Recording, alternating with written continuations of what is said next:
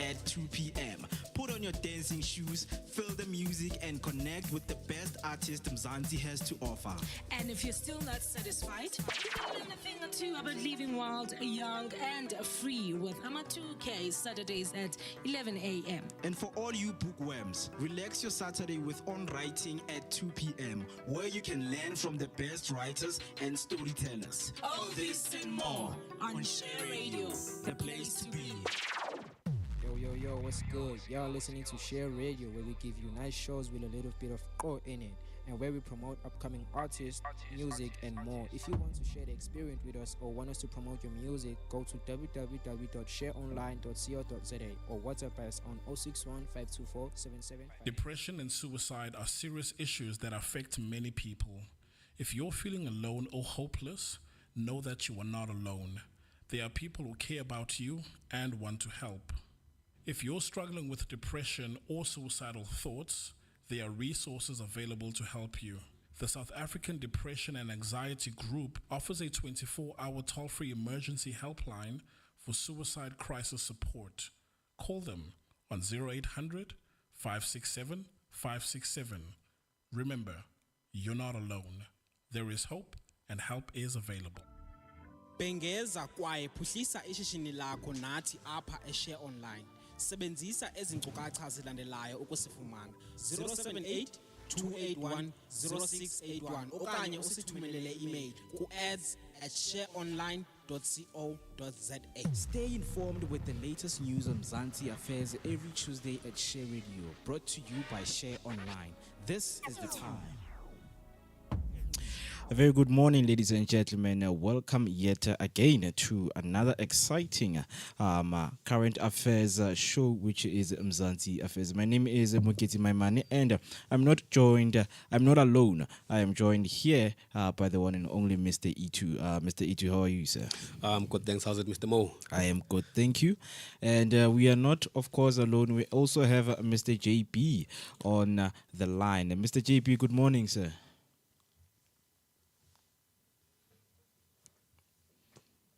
Good morning, Mo. Good morning, Itu. Good morning to our listeners and our viewers. Indeed. Thank you so much for confirming that. If you just joined it, do make sure that you stay with us until the end of the show, as we're going to be discussing, the headlines for today, as you see the headline when you just joined the live right now. So we would really like to hear your point of view and what you have to say based on the headline that we're going to discuss right here on Mzansi Affairs. And we are Share Online on each and every social media platform. And if you want to actually send your voice note or your text message, you can simply go to 061 524 7758. 061 524 7758. We are Share Online on each and every social media platform.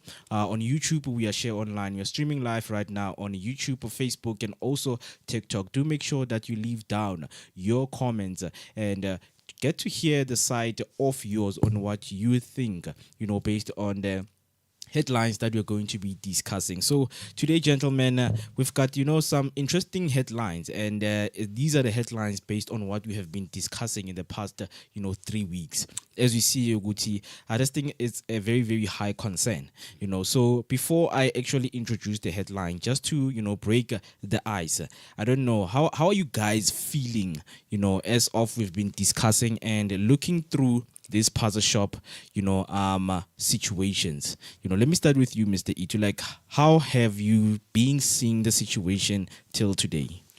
The situation keeps on getting more and more critical. But as we've seen the recent news, we have Mr. Aaron Motsoaledi.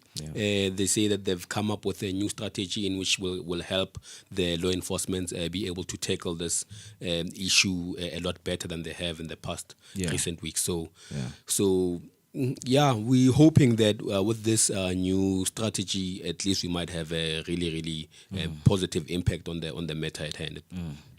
Mr. JP, can I hear your thoughts, please? How have you been seeing this whole situation, and what is it that you have found through your findings? Yeah, Mo, I think the situation is tense,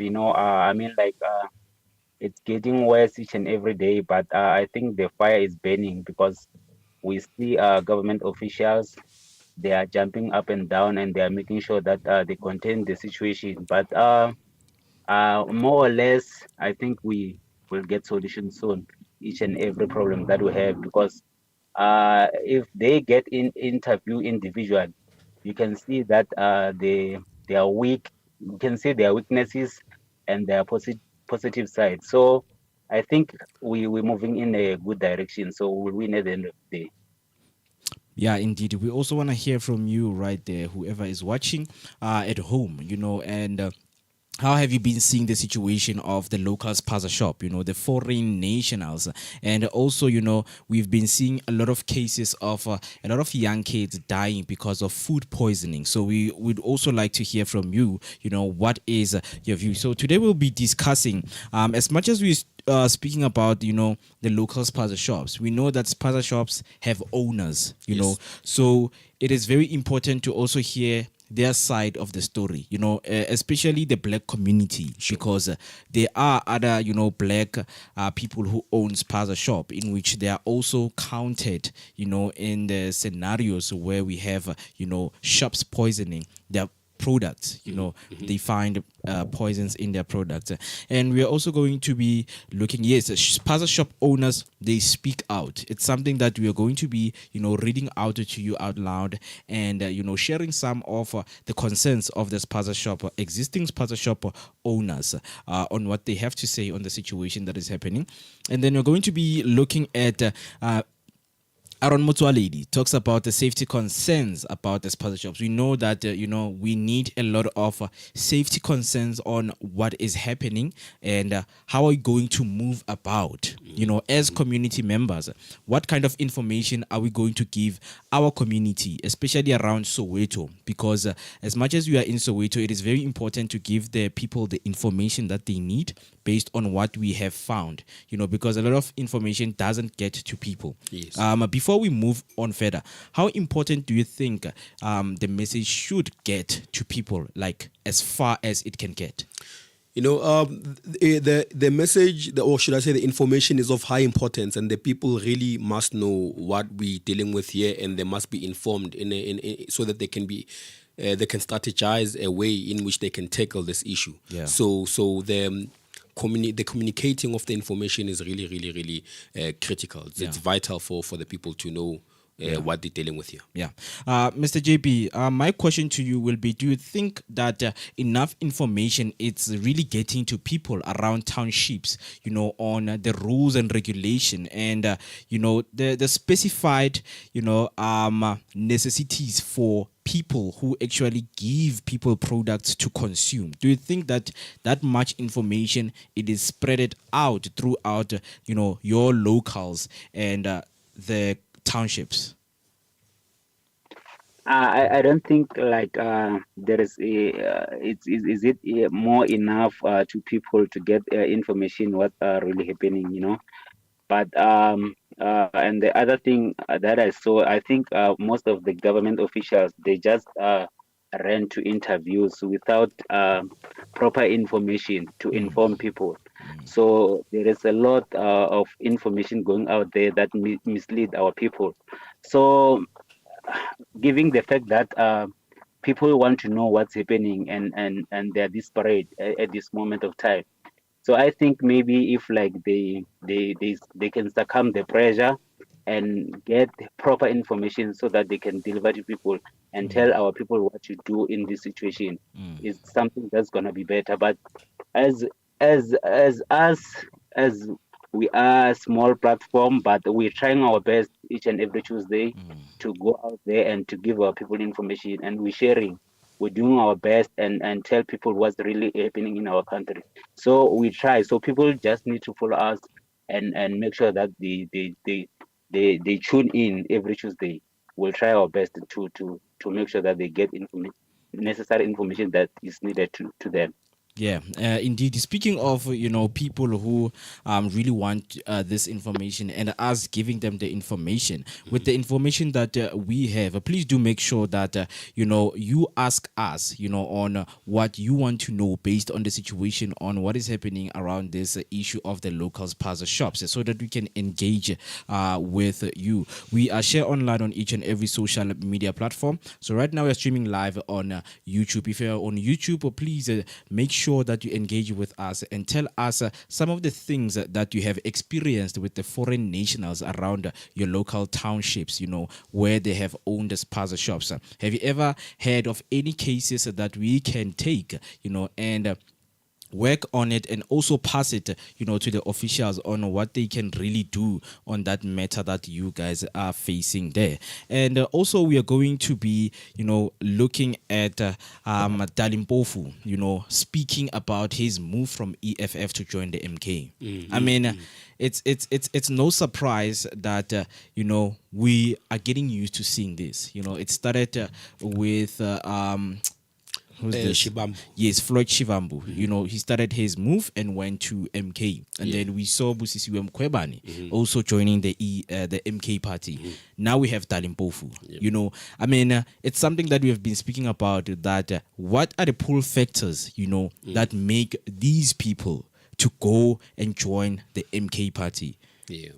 It's something that we are going to be speaking about when we come back from a short break and breaking it down to you, and also want to hear from you, because we know that parties, they push their own agenda into making sure that they give back to the people of South Africa and they work for the people of South Africa. And also, yes, Dali talks about his move. We're going to be reading a little bit more and hearing about it on why did he really move from the EFF to join the MK. Do you guys think that there is something that the EFF is lacking, as we are seeing a lot of members moving from it and to join the MK party?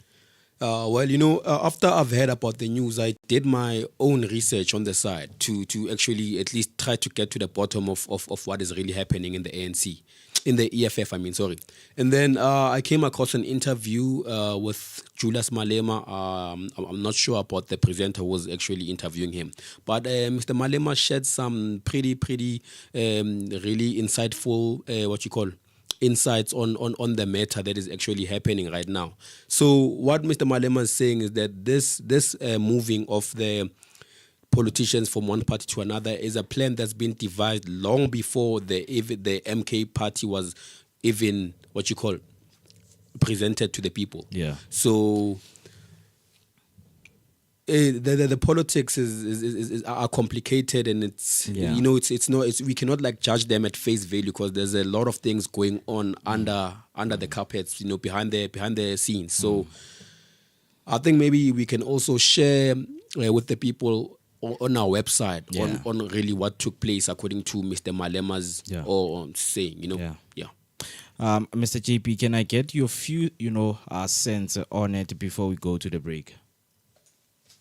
My personal point of view, I think South African politics are becoming a business in such a way that people really look where they're going to eat, So it's all about positions and being greedy at the end of the day, So whenever you don't feed people in your plate, so of course they're gonna move to where there's greener pastures, So it becoming something like that, It's all about position. If I'm not getting this position, why am I staying here while there is an opportunity somewhere else? Yeah. So it becoming a joke, It's not all people that want to do service delivery to our people. We no longer have leaders that we used to have at first, that people, they want to serve their people, they want to make sure that people get services and all that. It's all about individuals, Am I getting this position, and then I'll get this much, and then I'll have this much power. So it's becoming cheap, and it's very disappointing when we look at South African politics. That's why in most cases that when you look at a country like America, it's good sometimes to have those two parties that can compete. in a national level, you know. So now me and you guys, we can, as we talk politics every day, we can see the loopholes, and at the end of the day, we open our own party, and then we look good at first, but at the end, it doesn't work because like we're looking for personal interest. So it's something like that is happening each and every day. So, but let's engage and see what's going to happen. Definitely. 23 minutes until we hit 12 o'clock. You're still watching Mzansi Affairs right here on Share Radio, brought to you by Share Online. You can simply follow us and engage with us on our social media platforms. We are Share Online on each and every social media platform. Right now, we are streaming live on YouTube, Facebook, and TikTok. Do make sure that you share the live with the ones that will find it most important and engage with us on the matters of what is happening right now in our country. Let us take a short break, and then when you come back, we're going to be looking at the Spaza shop owners speaking out on what is happening on the situation and how they are feeling. And we're going to get to hear about what is Panyaza Lisufi, the Gauteng Premier, has for us in terms of planning on mitigating whatever that is happening right now when it comes to the Spaza shop situation and scenarios that we are seeing, even the food poisoning. So right now, let us take a short break, and then when we come back, we're going to be discussing further more of our headlines. You know you want to join the Creative Corner every Tuesday, where we vibe with the coolest creators. But nah, you are too busy catching up on Umkosi, celebrity news, and the headliners on the Trusted Talk Wednesdays at 2 p.m. Embrace your feminine side with the ladies of Sisterhood Thursdays at 11 a.m. talking about everything women go through. Join Amachida, Amahrotmani, the broskies of Sotra, fixing the country, one topic at a time. Thursdays at 2 p.m. Get ready to spice up your sex life on the 8th hour every Thursday at 8 p.m. where we get down and dirty with the hottest topics.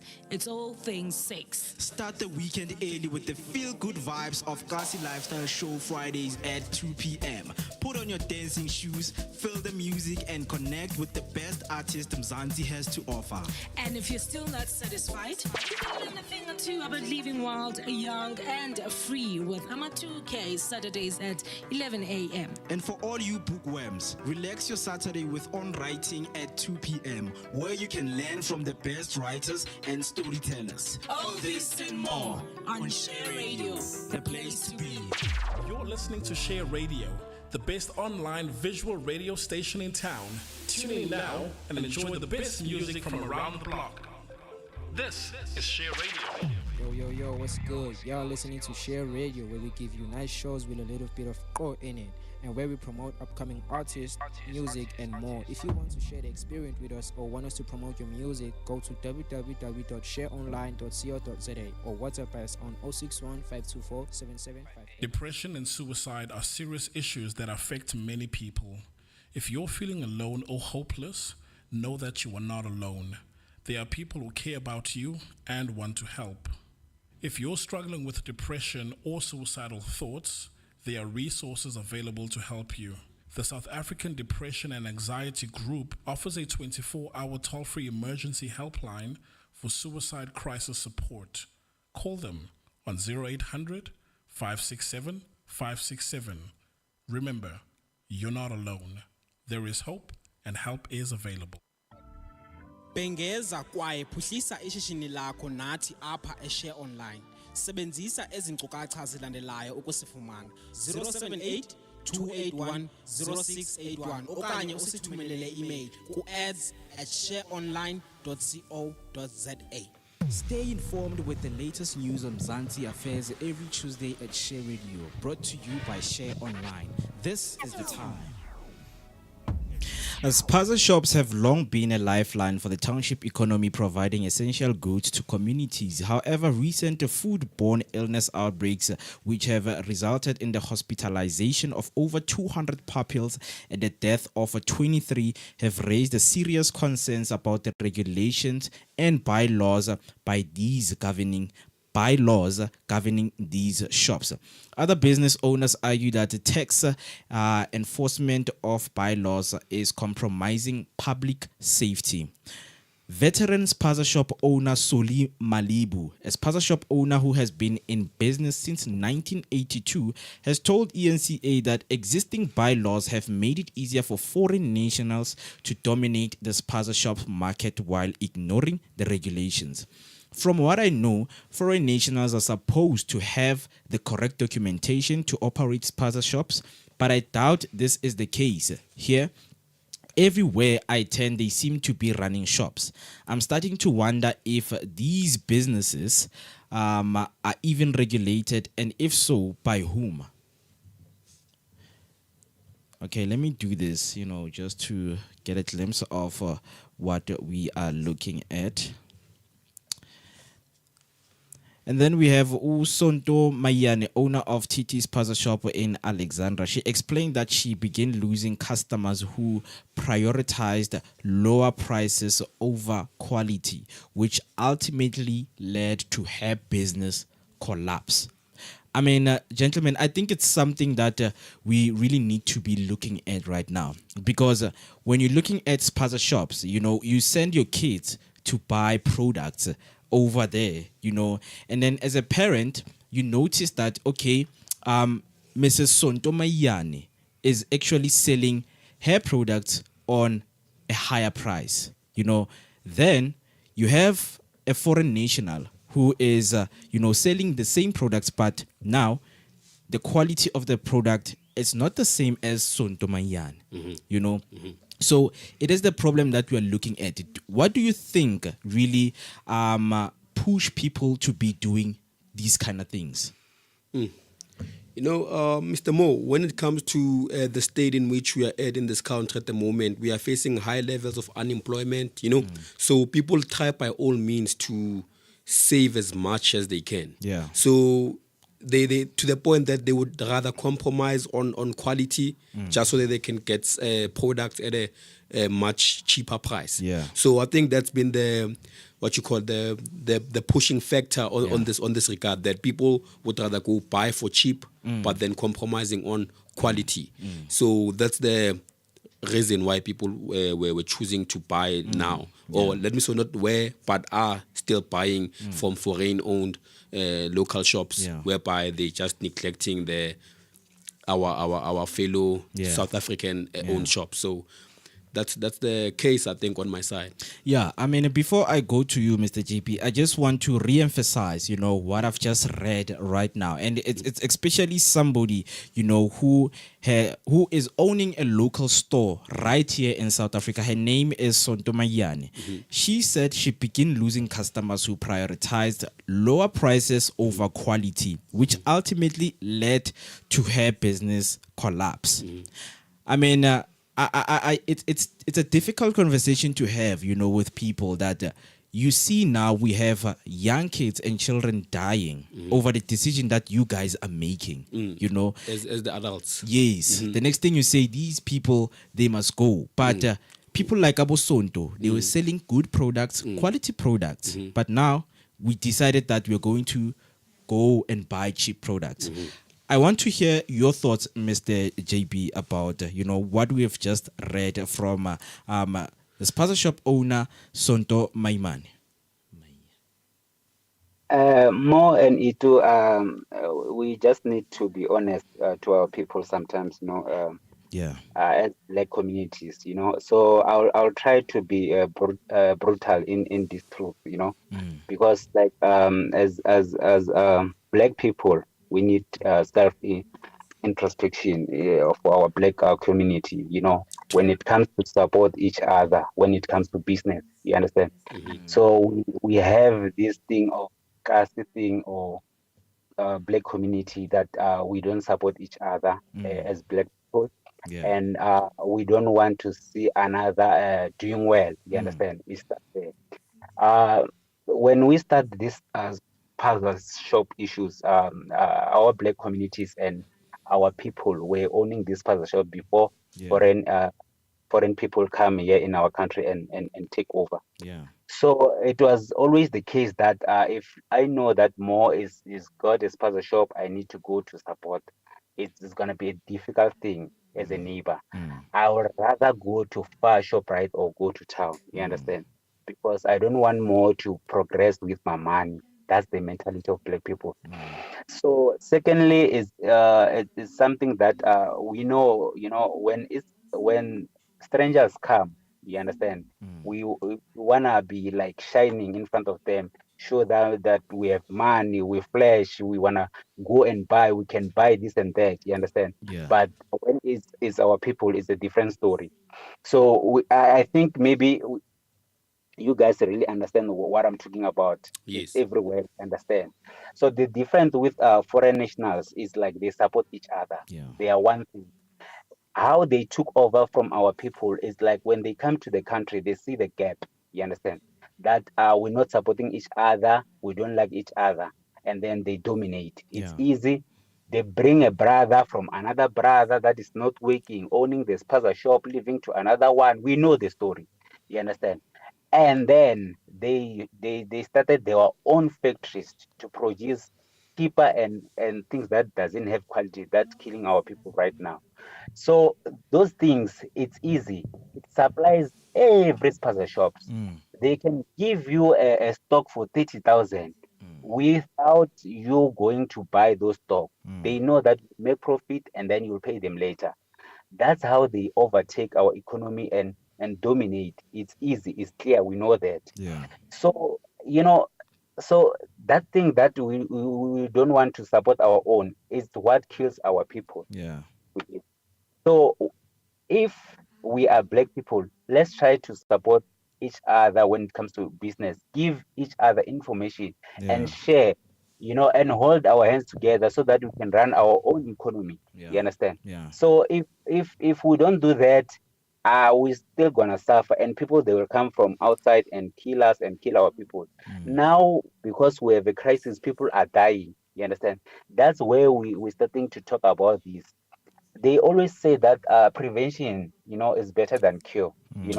So we don't want to do that. That's why you see these government officials, they don't even know what they're talking about. They are running around now. There is a lot of confusion, and at the end of the day, people are dying. We have lost a lot of people, and there is no one that want to be held accountable when it comes to issues like this. Yeah. But our people, let's support each other and make sure that we grow, and we learn from these foreign nationals how they do things. I think we're gonna have a better South Africa. Yeah, definitely. I mean, it's very painful and sad, to hear some of these kind of things, about our people, owning the spaza shops. And it's something that I'm going to read right now on in which it brings me so much sadness. I have a comment from Nosi on TikTok saying the truth more is quality is expensive, and this unemployment is adding to the saga. You see, I mean, we can all attest to that. Yeah. But now, when there is so much unemployment, does these retail stores really look into that as much as we're looking at inflation, as much as we're looking at prices hiking, are we really looking at people? When we have more people working, we can now say we can stabilize and increase the prices. But why are we having more people unemployed but the prices increasing? Yeah. I think it's the question that we actually need to ask, Vele, okay, is this thing being done on purpose, so that people can continue to suffer? Or what is it that is really behind everything? But thank you so much for that comment. And then she comes back and saying, to top it all, inspectors are bribe driven. They do not do what they are hired for, And then speaking about, inspectors, after explaining that she began to losing customers who prioritized lower prices, this forced her to reduce her stock, and she further says, inspectors called me out because of the excess stock I had in my shop that was almost nearing its expiry date. But when I asked if they had visited other spaza shops, they told me that the law does not allow them to. I ended up reducing my stock and relied on the lotto machine for income instead. So what does she mean when she says that the inspectors say the law does not allow them to go and inspect other foreign-owned shops? I think it's the bypass law that they're speaking about. You know, if you're a foreign nation and you have, because of they do not have those compliance certificate, Yes. it's like, okay, we will go to, the law, which is the police, and when they go to the police, that's where you see, a lot of investigation are taking so much time. That's what Gauteng Premier, spoke about. The reporter asked that, okay, as you guys see that this is what you have found, now what is taking the time? The Premier responded by saying, it's the law. Which law is talking about? Okay, the law enforcement, the police, they also have their own law on how to tackle such instances. Yeah, but then is it not against the law to be operating a business without the necessary compliant documents? Yeah. Because now they're saying we cannot go investigate them because they don't have the necessary documents. Yeah. But they're still operating the business yeah. without the necessary documents. Yeah. So it's like the law is just working in favor for these people. Yes, because it's something that she asked. Because okay, she's a citizen, and the only thing that they would look for her is her ID and the compliance certificate that she is allowed to run her business right there. So they went to her and found, okay, some of the things are expiring, so they need to move, and access your stock so that you can sell the right things to the people. Sure. Sure. And then she asked Uguti, okay, guys, as much as you guys come into my shop, why don't you go to the foreign national shops? The inspectors respond by saying, the law, doesn't allow us to do that. This is not a funny matter, man. It's sad. I'm not laughing. I'm crying. Actually, Yeah. It is. It is very sad. It is very sad to hear and read some of these things from our own people, because we've been saying our own people need to open Spaza shops. Let us gather. Let us come and open Spaza shops and sell to our people. But you find out that these things are happening. The inspectors come to your shop and they take down everything that you're selling. Yeah. But now the foreign nationals, when you send them there, they tell you that the law doesn't allow. Nosi say the foreign nation shops do not comply, so they are not even listed to be inspected. It's bad. But they're operating. Yeah, this is the same thing that she was speaking about right here. Mrs. Sonti Maiman, she says that as much as the inspectors are sent to say, guys, go and look at the foreign national shops, it shows that here, they're not on the list. It's something that Dr. Aaron Motsoaledi said that even traditional leaders need to be, registered. No, they need to be part of this thing, because when you are about to move in, into a certain rural areas, you would have to go to attend to a traditional leader to announce yourself. So like a chief. Yeah, you announce yourself that I am going to be living here. Okay.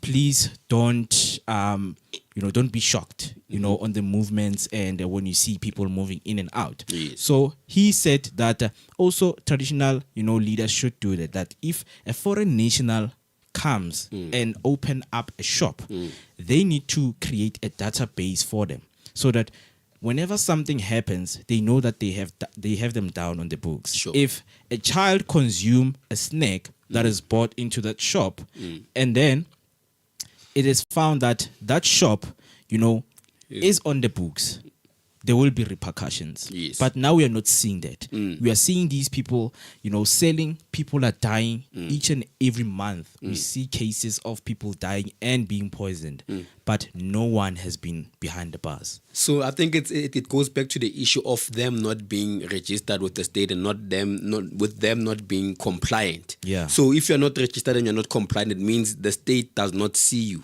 Yeah. So if we don't see you, how can we come and investigate if whether you are above law, you are above, you're doing things according to what the law states or stipulates. So we're supposed to also sit down and say, no, these people are not registered. These people are not compliant. Yeah. So how do we let them operate? Yeah. Because now if they're not registered, I'm sure the money is not even going to tax. Yeah. They're not paying the necessary tax. And also in a case whereby a community is trying to, come up with an initiative that's going to uplift the members of the community. And then maybe we go to a shop and say, look, we are working on this, so and so, and would like your contribution, Yeah. They'll be like, no, the boss, we have to speak to the boss. Yeah. But we know that it's just a way to evade the contribution. Yeah. So they take the money, but they don't give back the money. Yeah. So we need to find a way. We have to find a way that's going to help us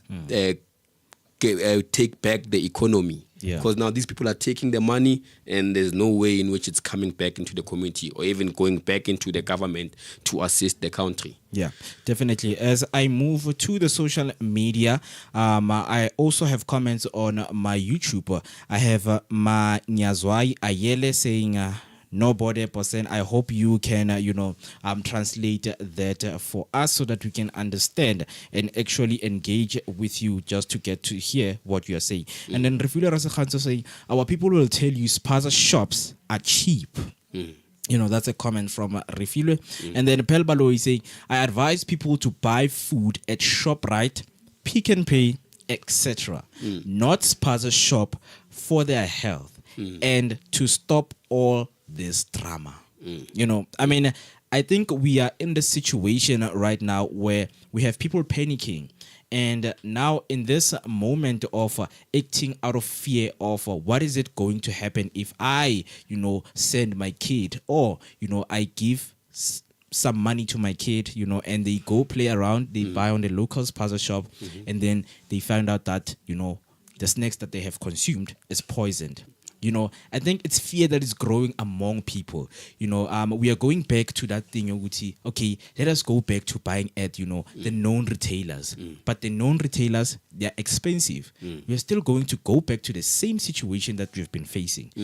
So right now, a lot of people are faced with a lot of fear on what is it that is going to happen, because we thought when we saw the case of the Naledi children, everything was going to be solved and was going to be put, into the right direction. But it was so scary when we saw another 6 pupils from Limpopo, getting poisoned over these products from the foreign nationals. And it is said, according to stats, that we are still going to see more, because whatever the poison and the chemical that was found into those products, it has now spread it all over. The products are already there. Whether you're a foreign national, whether you're a black person, if you have bought from those manufacturers, you are likely to be affected. So it is something that needs, to be attended to. Before we move to another Spaza shop owner, I think it is important to hear from the, Premier himself, speaking about this matter. We're just going to, listen to the clip when he went to an interview at ENCA, Okay. So I think the most important thing right now is to, just to get, the views of, what Gauteng Premier had to say. I think I'm receiving. It's not yet banned, organophosphate. It's used in agriculture. Okay. Let me quickly do this. Okay. So here we had Gauteng Premier speaking on what they are planning to do. Okay. What are we doing now immediately? The 1st of December is the deadline that we've given ourselves. That from the 1st of December, you can't operate without a license. Between now and the 30th of November, all municipalities must call council meetings and convene and approve the bylaws. Between now and the end of November, if you sell Halipi Rihimi, you must know we are breaking the law. Now that the Department of Agriculture is going to publish the regulations that prohibit that substance. But law enforcement agencies, as of maybe last night, because we gave them the deadline last night, they will be all over to remove whatever that we think is suspicious and also to ensure that we don't have this kind of death. But everywhere now, We are now going to document children that are going through difficulties in our schools, in our clinics, in our hospitals. So anyone that visit our hospitals, our clinics, or they are at school and they've got some symptoms, will then be in a position to identify them quickly and give them medical assistance that is needed. But the last aspect as well is to empower our local people to own these businesses. To me, it's very key.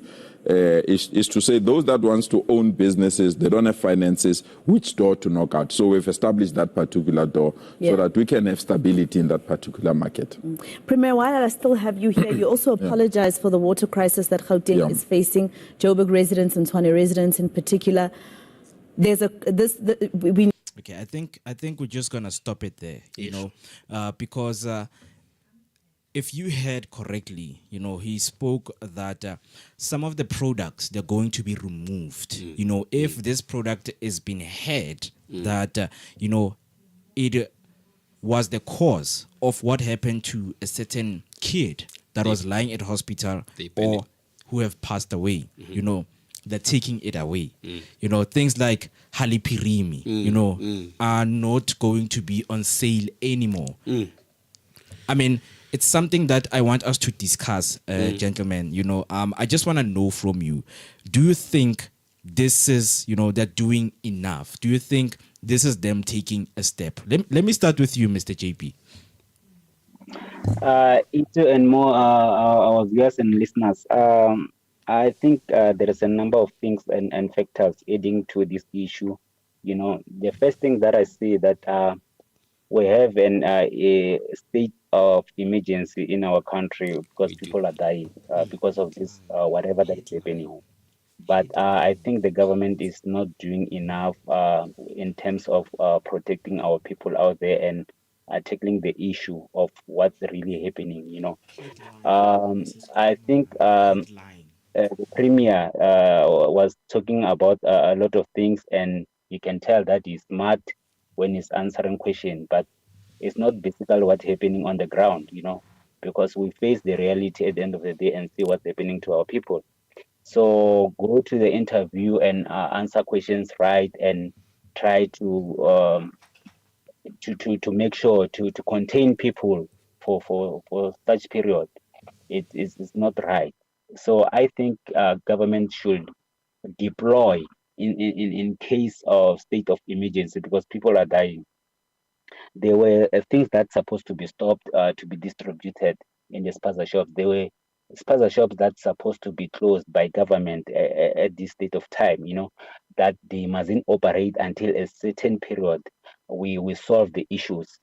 We can't be like coming here in the platform or in the shows or in the interview saying that people mustn't go and buy in certain Spaza shops. You understand? People, they don't know what is even actual that is killing people. You understand? And the other things people are not affording at this moment because they are not working. So it causes a whole lot of confusion and a circle that when you go to Spaza shop, you don't know which to buy, which not. You don't know what's right, what's wrong. You understand? So it's taking a long process, and it was easy. You deploy as a government. You know, we have a state of emergency in our country. People are dying, and then we don't know what's really killing our people. But we suspect this is what's happening. So anyone that's not having a license, you understand, must close the Spaza shop because they will be arrested. Anyone that's distributing things that we don't understand, that doesn't have license, mustn't go to people. Because if a certain snack have poison and then it distributed from 9 provinces, how could you stop that as an individual or as a government without closing those Spaza shops? How many people are listening to our show or radios or aware about what's happening? People are very ignorant. You know, the fact that we talking about news and we are talk show, people, they don't want to listen this type of talk show. They want something that is funny and then, you know, get up, you know, but there is a lot happening. So I think that they need to deploy, they need to stop these people that are selling products that are not right and then start afresh. And then the other thing, when we're talking about aspects, they must take and train our people to run these spaza shops and to train them to go and order, you know, in the right areas, so that we have qualities even in local spaza shop. You understand? Yeah. It doesn't have to be like we need to go shop right, Pick and Pay. Whoever that is operating a spaza shop must have a license to buy where Pick and Pay and ShopRite and everything get their things. It's gonna be the same thing. And it's out there that these foreign nationals, they have their own factories. They can go and raid those factories and check what's really happening there, because that's where our people get killed. But now we're focusing in the corner of Mohammed selling this and this. We don't even know where to start. You understand? And the other thing, the issue of bribe is continuing. Our people are very hungry that they can sell you out. If you go and take a bribe to someone that's selling poison and come back to kill our people, what kind of humanity is that? It's a problem. So that's why I said, like, as a country, we need to do self-introspection as well. You understand? And we need to discuss this as a communities. How can we prevent? How can we deal with such things so that we can better our South African, you know, and our provinces as individuals. So to that level, ground level. So these politicians mustn't come in social media and speak good English and contain our people while our people are dying. If you can see that they can take things serious and do a better job, let one of the kids of the politician die, things will be handled in a different level. But now they think like people, they're just dying there in Soweto, in Limpopo, and then they come and shine in media. It's not fair. I don't think it's the right thing to do. Thank you, Mr. Itu. Mr. Mo, thank you. Thank you, Mr. JP. And, you know, I do agree with Mr. JP to some extent. You know, thing is, I feel like the necessary, the relevant authorities that are dealing with this matter are like beating around the bush. Because now, if you're gonna have a case of unregistered shops which are non-compliant, that are not even are supposed to be operating in our country at the moment because they are not compliant. But then they're out here operating and selling products to the people.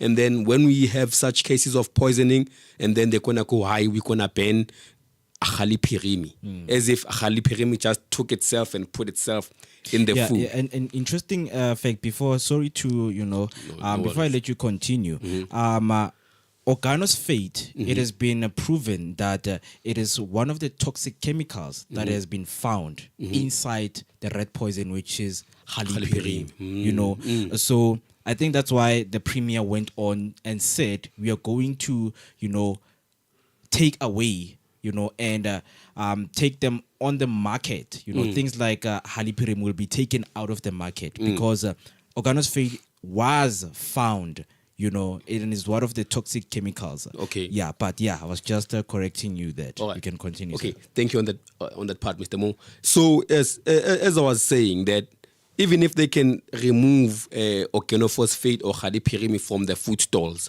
these people who are responsible for the poisoning will then go and find a different substance that they can use to poison the people. So the issue here is not the poison itself, but it is the people who are behind the poisoning. So what we should do as a people or as a country is to ensure that all the undocumented or unregistered shops must be closed down. Okay, we can deal with the removing of the poisonous substances from our food stalls, but at least deal with the problem from its root cause. Because now we are dealing with a mass poisoning here in the country, and we cannot solve it by just we cannot solve it by removing the product from the food store and then think it's gonna solve the problem. Nah, it's not gonna do that. So we must go on and ensure that all the shops that are not registered must be closed down. All the shops that are not compliant must be closed down. That way we can solve the problem. Yeah. Because now we're going to be beating around the bush saying, we can remove halipirim or organophosphate. Yeah. They're going to find something else. There's a whole lot of poison in the market. Yeah. Like the last time on our last week, we actually covered on the news that there was 4 suspects that have been arrested, and they were found with poisonous substances that are not even legal to get sold here in the country.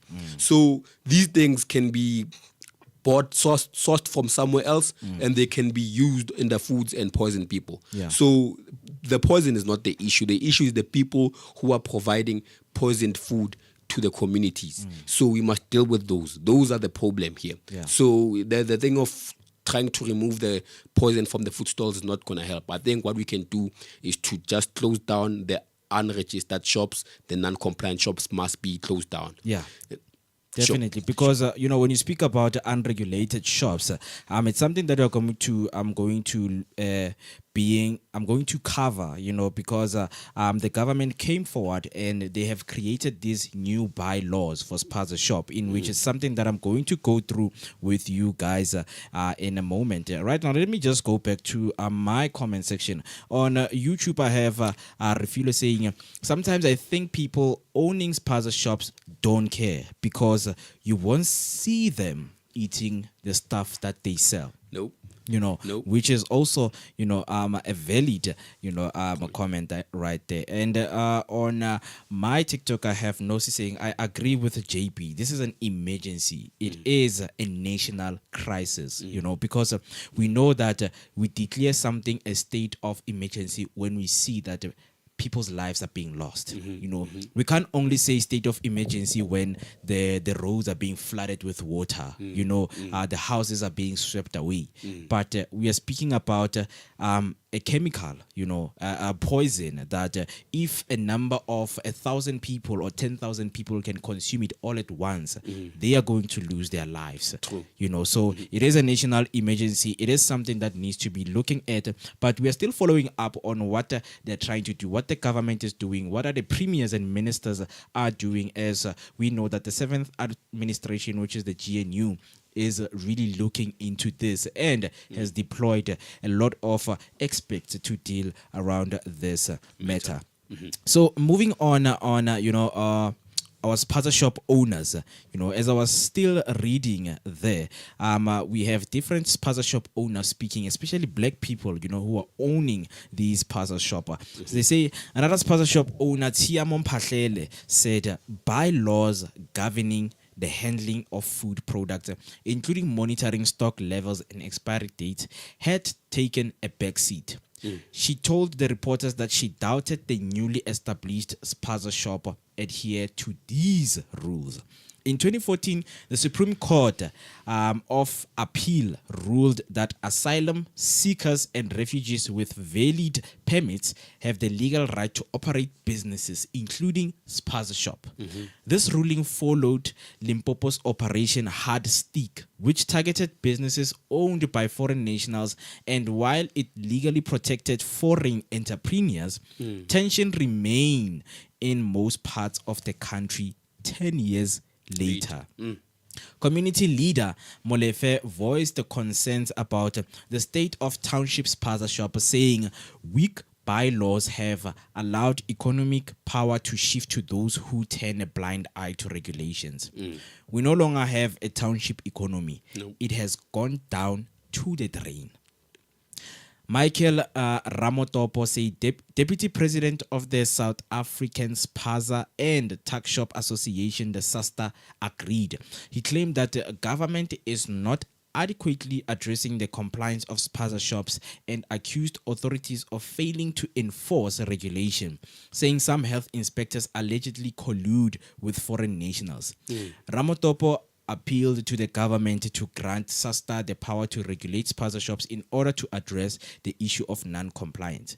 Before I continue, I think we are seeing the major problem here, that money, it is a big factor. It is. Because the foreign nationals, they go all out to sell cheap stuff and make more revenue so that some of the money that they make, they can pay inspectors. our people who are selling quality products, they don't have that money to bribe the inspectors. No. You see? No. So I think we are seeing what is the problem here. And our people don't need to bribe the inspectors because they're doing things above law. Yeah. So it's these ones that want to bribe because they know things are not up to par when it comes to the registration and the documentation that's required to run a business. Yeah. Yeah. You know, so I think it is a question that we need to take to people out there that, how can, the officials and the inspectors and the government, mitigate this factor of the officials being bribed?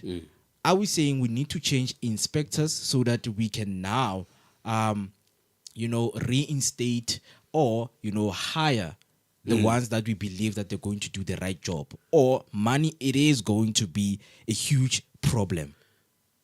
I feel like money will always be a huge problem because you can change inspectors and have new ones. Yeah. But no, the very same new ones are still human. And you present them with huge amounts of money, they are bound to give in at some point.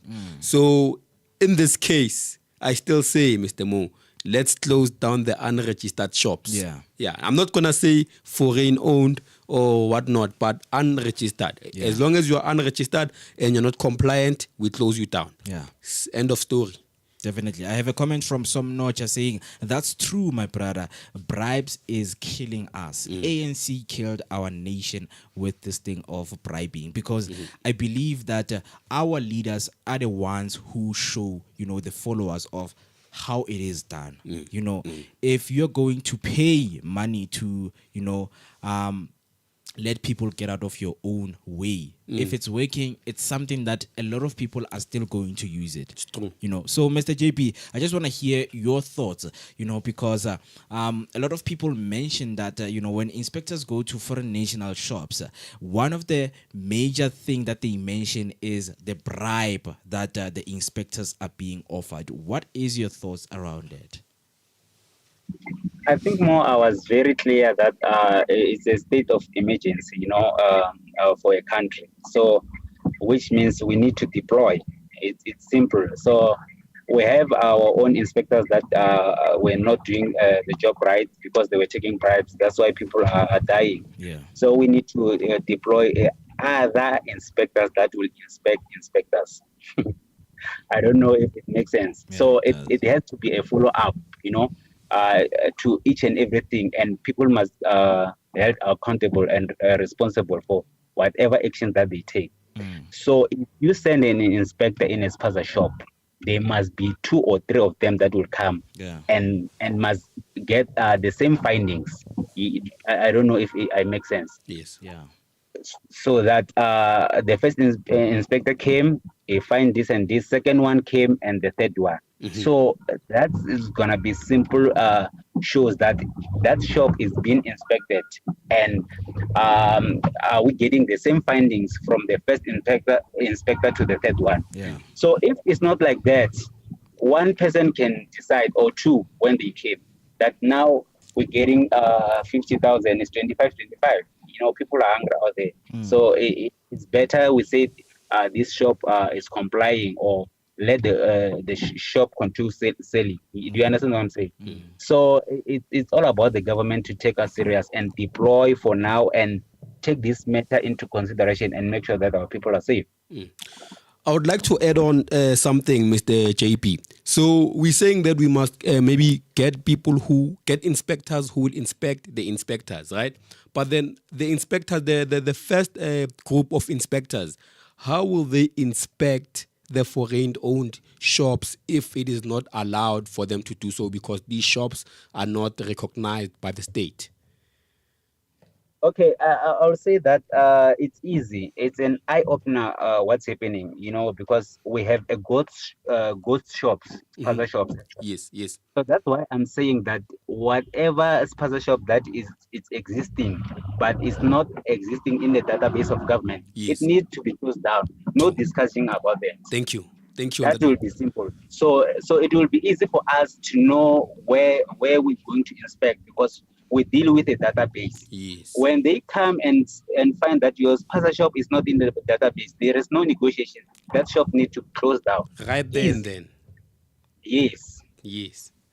In response, the spokesperson for the Department of Small Business Development, Noko Manyelo, outlined the regulation for compliance, but acknowledged the limitation of the 1991 Business Act, particularly regarding the sale of food on and off premises and the licensing of perishable goods.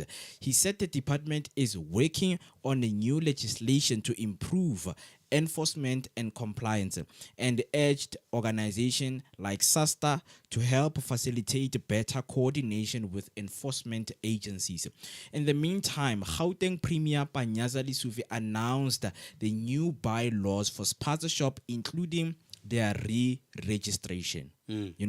As much as I'm going to go through on what this re-registration is looking like, for the Spaza shop owners, but re-registration is, I think it's a step, on making sure that the database for the Spaza shops, especially locally, will be recorded. And if anything happens, they will be able to pinpoint on in Pimville, a Spaza shop named by this name, trademark this name.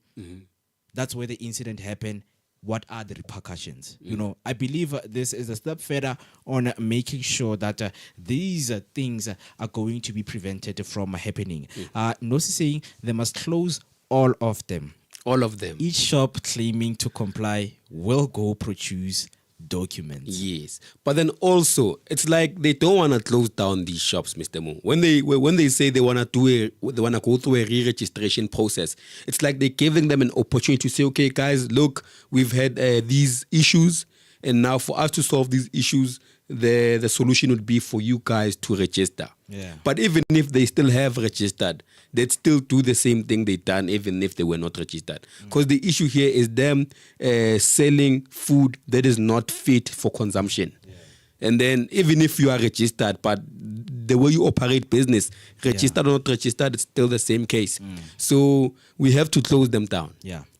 Definitely still in conversation, and our headline about the Spaza shop concerns and what is happening. What are the premiers and the ministers doing about that matter? So please do make sure that you leave down your comment and tell us, some of the information that you have, based on the situation of the Spaza shops. And then when you come back, we're going to be looking at Mr. Motsoaledi speaking about the concerns around Spaza shops and what needs to be done. As there are witnesses who came forward and spoke about how they felt when this thing happened. My name is Moketi Maimane, and I'm joined by Mr. Itumeleng and Mr. Jabulani over the phone call. And you're still watching Mzansi Affairs right here on Share Radio, brought to you by Share Online. Do make sure that you engage with us on all our social media platforms. We are Share Online on each and every social media platform. Right now, we are streaming live on YouTube, Facebook, and also TikTok. If you are on those platforms, do make sure that you share the live, leave down your comment, like the live, and also engage with us until the end of the show. Right now, let us take a short break. We are going to be back after a short break to discuss more further of the headlines that we have right here. So please stay with us, don't go anywhere. You want to join the Creative Corner every Tuesday, where we vibe with the coolest creators. But nah, you are too busy catching up on Umkosi, celebrity news, and the headliners on the Trusted Talk Wednesdays at 2 p.m. Embrace your feminine side with the ladies of Sisterhood Thursdays at 11 a.m. talking about everything women go through. Join Amachita, Amahrotmane, the broskies of Sotra, fixing the country, one topic at a time. Thursdays at 2 p.m. Get ready to spice up your sex life on the 8th hour every Thursday at 8 p.m. where we get down and dirty with the hottest topics. It's all things sex. Start the weekend early with the feel-good vibes of Kasi Lifestyle Show Fridays at 2 p.m. Put on your dancing shoes, feel the music, and connect with the best artist Mzansi has to offer.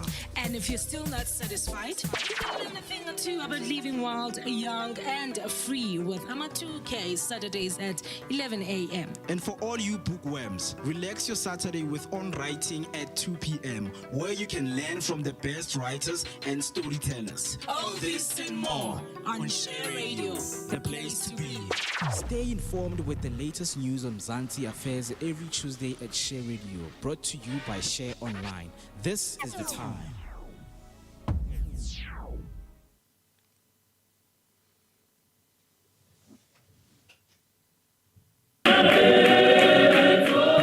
Nna ke nna Nthabiseng Mabote ke nna me ba isa go Mabote that Aaron wait I wish nka ba le teng o tlo bona the way ba rona ba tlhokafetseng ka teng bana ba rona ba tlhokafetse botlhoko for ditaba di ka ba dingata so the way bana ba rona ba tlhokafetseng ka teng nna ke nna Nthabiseng Mabote ke nna me ba isa go Mabote that Aaron wait I wish nka ba le teng o tlo bona the way bana ba rona ba tlhokafetseng ka teng bana ba rona ba tlhokafetse botlhoko for ditaba di ka ba dingata so the way bana ba rona ba tlhokafetseng ka teng re batla dikarabo no and dikarabo di no ditaba di dingata kise That Aaron get to the bottom of this or telele nnete man re batla di speculations tsa hao tse o di filweng ke bo mama le bo mama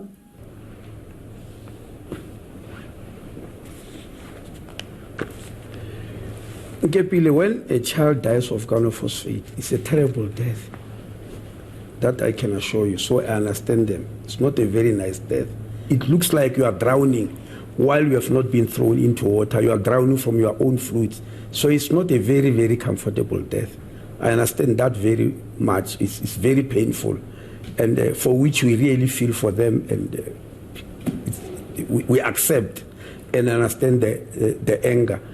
Health department higher thola anything mama zimbeng ayo nkile nkodi Spaza, so let's assume uri dipaza here nedisina carbamate nedisina table force nedisina organophosphate, and then who chori ke mad and twe bana ba rona ba buleilwe ke somebody unkile whatever e a efa bana o tshwara nkia mazim, so while is amtshware motho if ke motho so wa bona uri ntwe it's getting too much. Next year itlo ba bana ba ikae because last year nearly 3, this year it was 60, and then 2025 itlo ba ikae double the amount happy. Hi, bana ba tlhokafalang ba bangata, and the cases of food poisoning se really all over, di everywhere, but it seems as if you are not doing anything about it. It's amsebetsi re tsebeng gore bana ba rona ba bolelwe ke eng, re tsebe gore le yona organophosphate or tebophase e buang ka yona eo it's okay because the doctor just said it's banned. If it's banned, then how does it get to the hands of batho ba bantsho? If e tlhajwang ko bona, if e baniwa a ke re ke agriculture, and then if e tlhajwang mo because mo ha ona batho ba limang, ha ona balimi mo. And then if it has mo matsong abana for poison or ebe ba ije re kopa dikarabo, it's too much. Bana ba rona ba tlhokofetsa botlhoko lona le bua simple because hala bona rona re bua ntwe re boning from day one ha bana ba rona ba tlhokafala, the next minute una le ngwana, after 2 minutes ngwana ke yo tlhakatlhakane, after 2 minutes ngwana ke yo tlhokafetse ba tlhokafetsa botlhoko. Never re tlogelle fela ntwe re re hai ba jile mazem hai ke table force. No man, re batla di answer. This has broken our hearts. I'm not going to lie. It has broken our hearts because we feel that our children just died in vain. Because even last year, 2 children died and nothing was done. Same way that our 6 children died and nothing has been done. You know what really broke my heart is when we were called on Monday. I didn't even know that there were families from those other 2 children. You know, Khonwa Neo said, "Let's puisa have go ke tlamele go re ke thabe go tlokofetse bana ba 6 gore case ya ngwana ka ebe nkiwe serious." So is it going to be like that with our 6 children? Are we also going to be statistics of this thing? No, we want answers. We're not going to accept what you tell us by mouth. We are not going to accept. We want to know what really happened to our children. We lost lives. We didn't just lose flies. We lost people that were dear to us. We had plans for these children. They also had plans for themselves. Do you know, each and every single day, we look at Karabo's picture, we are thinking, oh, Karabo would be doing 1, 2, 3, and now he's no more, and nobody wants to take accountability. We're not going to accept that. We are not going to accept that at all. We want answers. We want to know what happened to our children.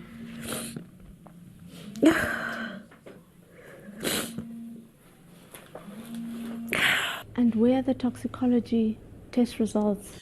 I mean, it is very sad, to be hearing, the parents of the children who have lost their lives, speaking like this, mentioning that, they are now going to be part of the statistics of what is happening, because this is a very huge pandemic, on what is happening.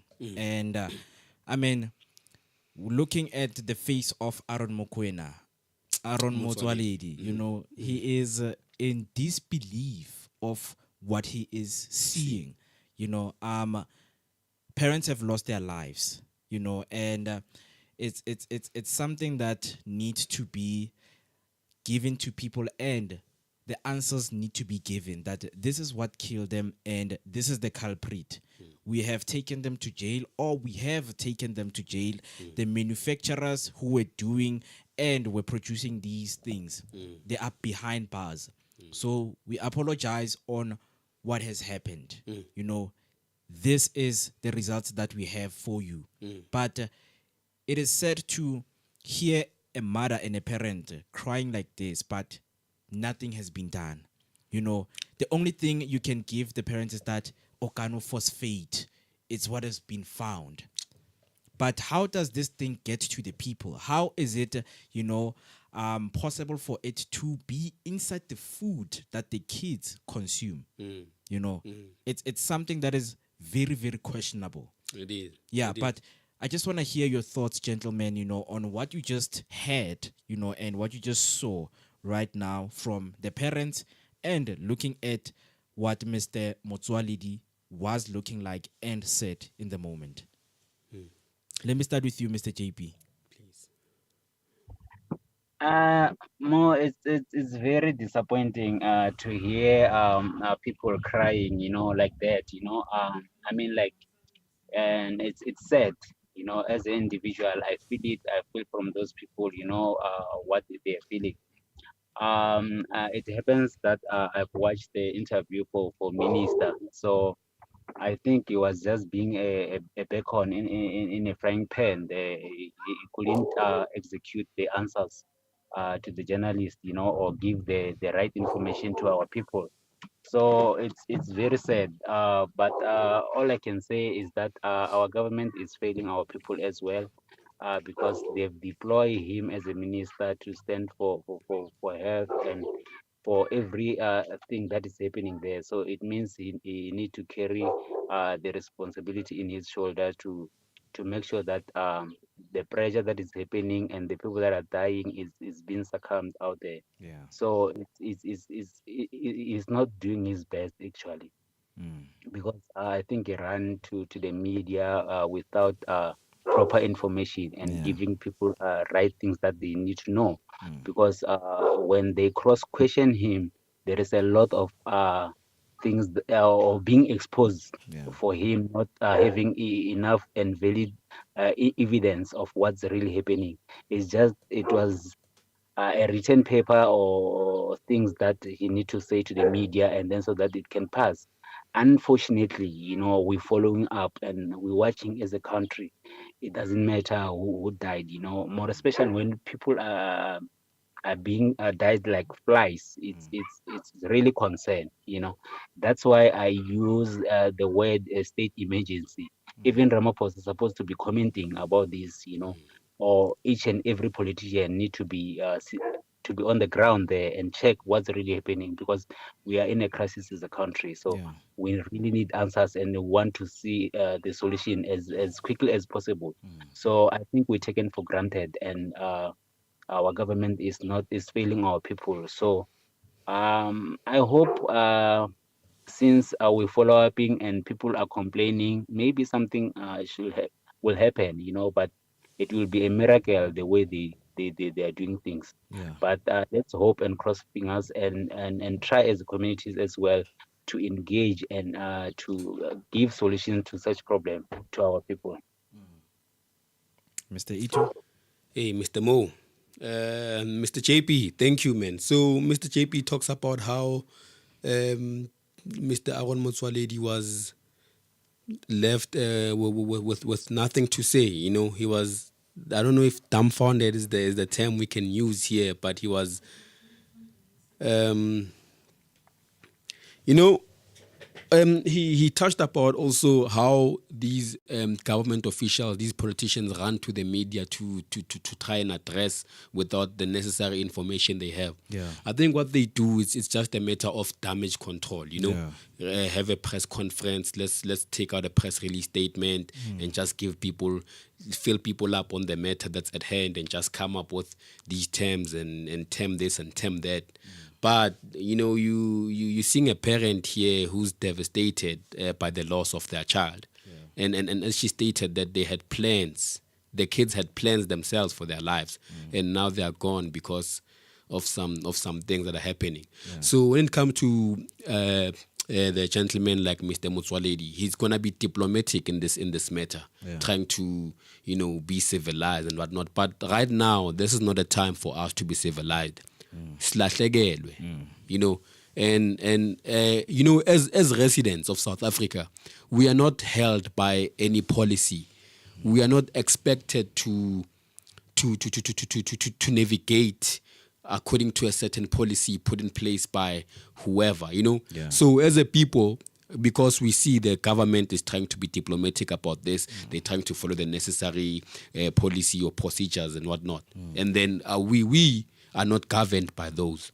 So it's about time we stand up on our own 2 feet and find a resolve to this. Because right now we have people we have kids that have passed on, right? And we're still trying to find justice, right? But now, how long has it been? How long has it been since the kids have passed on due to this? And up to this day, we haven't found the culprit behind this poisoning. So even if we can say we identified what the cause, it's the manufacturers, it's what, like we're busy just pointing and beating around the bush. So we should just take it upon ourselves and ensure that this does not happen again. And for that to be done, it's not something that should be, it's not a government's mission. It's the people's mission, because the government is not affected by this, to be honest. Mr. Aaron Motsoaledi goes back home to his family, he sees his kids.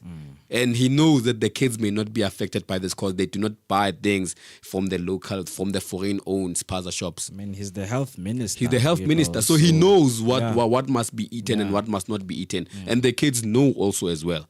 So we are the ones who are exposed to these foreign-owned shops, because you can go to your Brandstein or your Stunning Hill, your suburbs, you'll never find a Somalian or Pakistan owning a shop there. They buy from Woolies, your ShopRite, your Pick and Pay.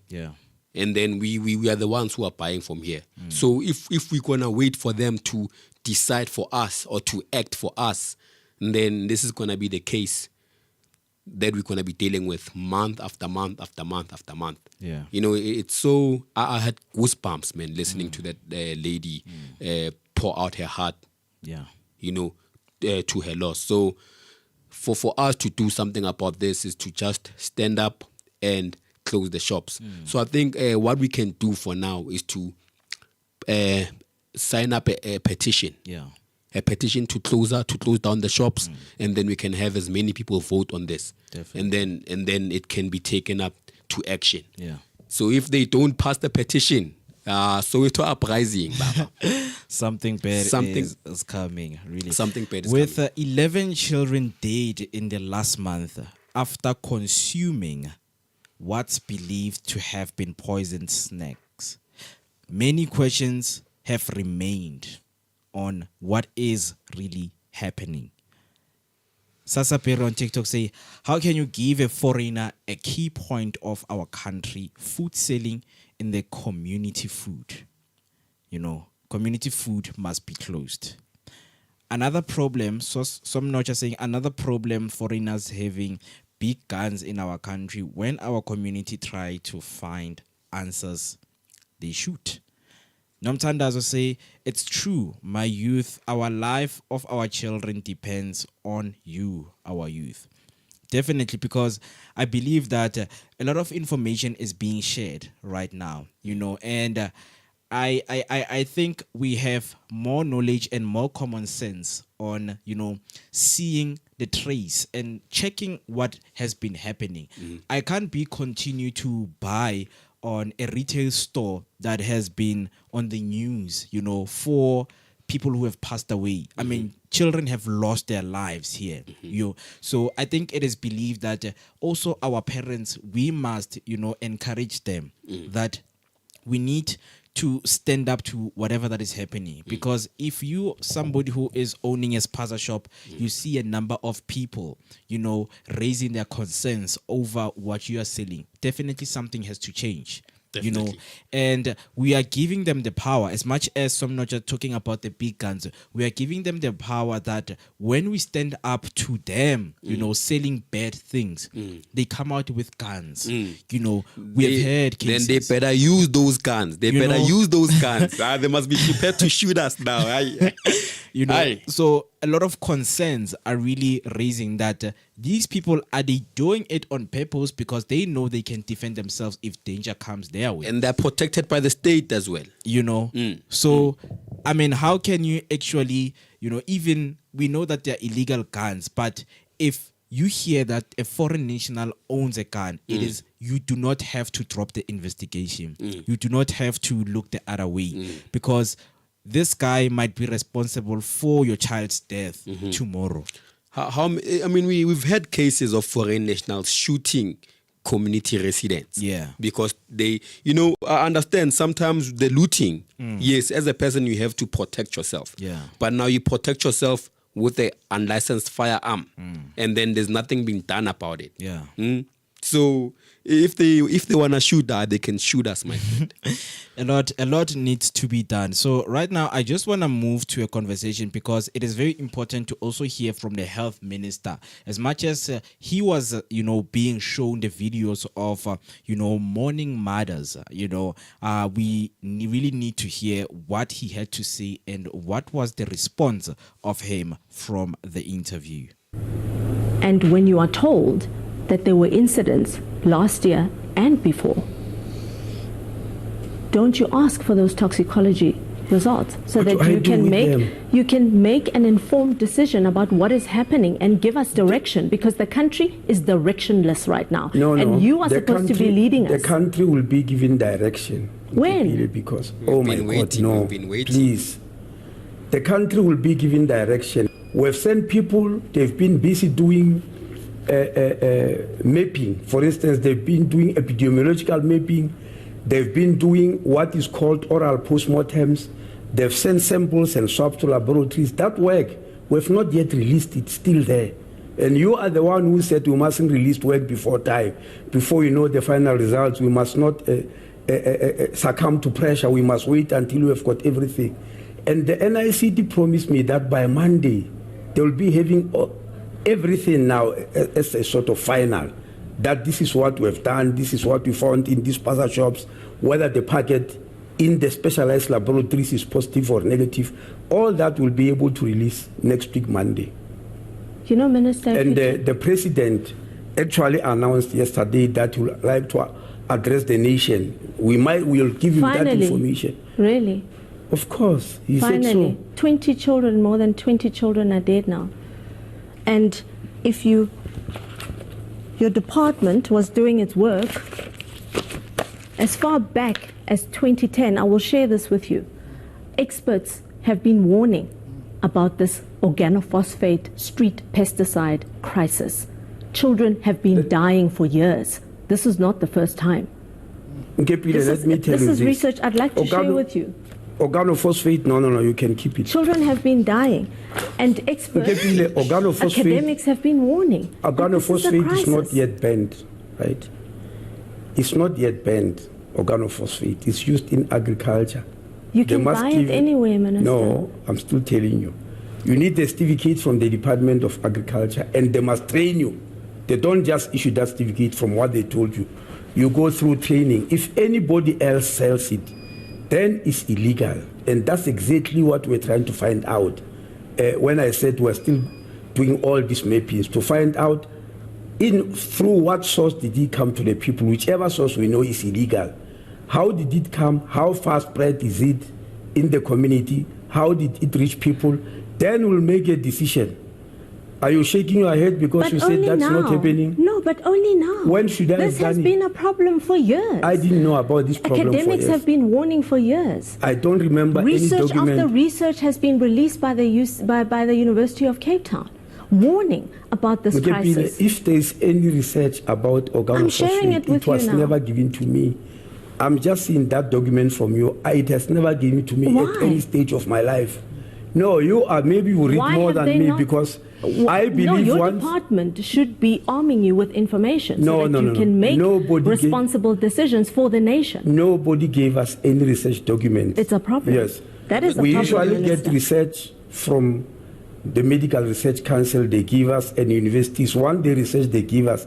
I don't ever remember receiving something from that, from any research whatsoever. Because there was no way we could have folded our arms, because when people do research, they even write recommendations. Yes. Like now with NICD, I'm expecting those recommendations on Monday. But I am saying to you, the documents we are talking about, I've never seen them before. I've never heard about them. And you're the health minister. Yes, I'm the health minister. Indeed. It stays. You are the health minister. And the information that is being brought by reporters and journalists, you do not know it. You do not know it. You know, she tried to provide her, with the report from 2010. And he rejected it. Yeah, that shows that organophosphate, the toxic chemical that has been found on the food of these children who have been consuming, it has been found since from 2010. It's been there, but the health department has not been doing anything. And there are reports that there were people who died from organophosphate before nothing was done. So it speaks to the incompetence that we are seeing right now in the health department, that as much as they have let this happen for such a long time, right now it's coming back to them really hard. And now Mr. Motsoaledi cannot be defensive when he's being presented with these documents. Exactly. Why is he being defensive? Yeah. Because now the issue is not with him personally. Yeah. The issue is with the state on how they do things. So as the representative of the Department of Health, he must take our concerns and present them. And he's the senior. So as the senior, you must take the concerns from the people and go delegate to your subordinates and tell them that this is what's happening. This is the issues that are faced by the people. So I'm telling you, he cannot come and tell the presenter that he's telling the presenter. Yeah. He must tell his subordinates. Yeah. How, you know what? It's a lot. It's a lot. On TikTok, I have a comment from Nomtanda saying, manufacturing us food in a bad place and government don't care and do nothing about it. They are drinking our dying children's blood to power the EC Telo.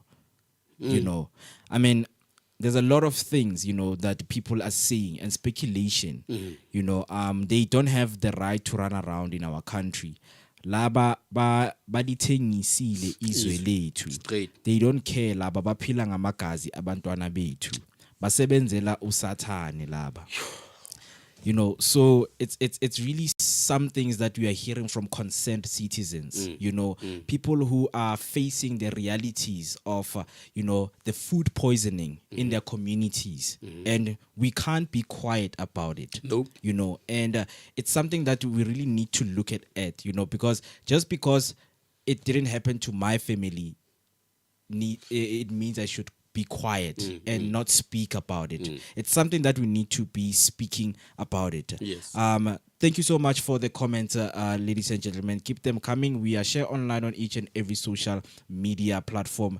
Do make sure that you stay with us as we are discussing this. We would really like to hear from you. What do you have to say about this? As Aaron Motsoaledi, speaking about the concerns around, the Spaza shops.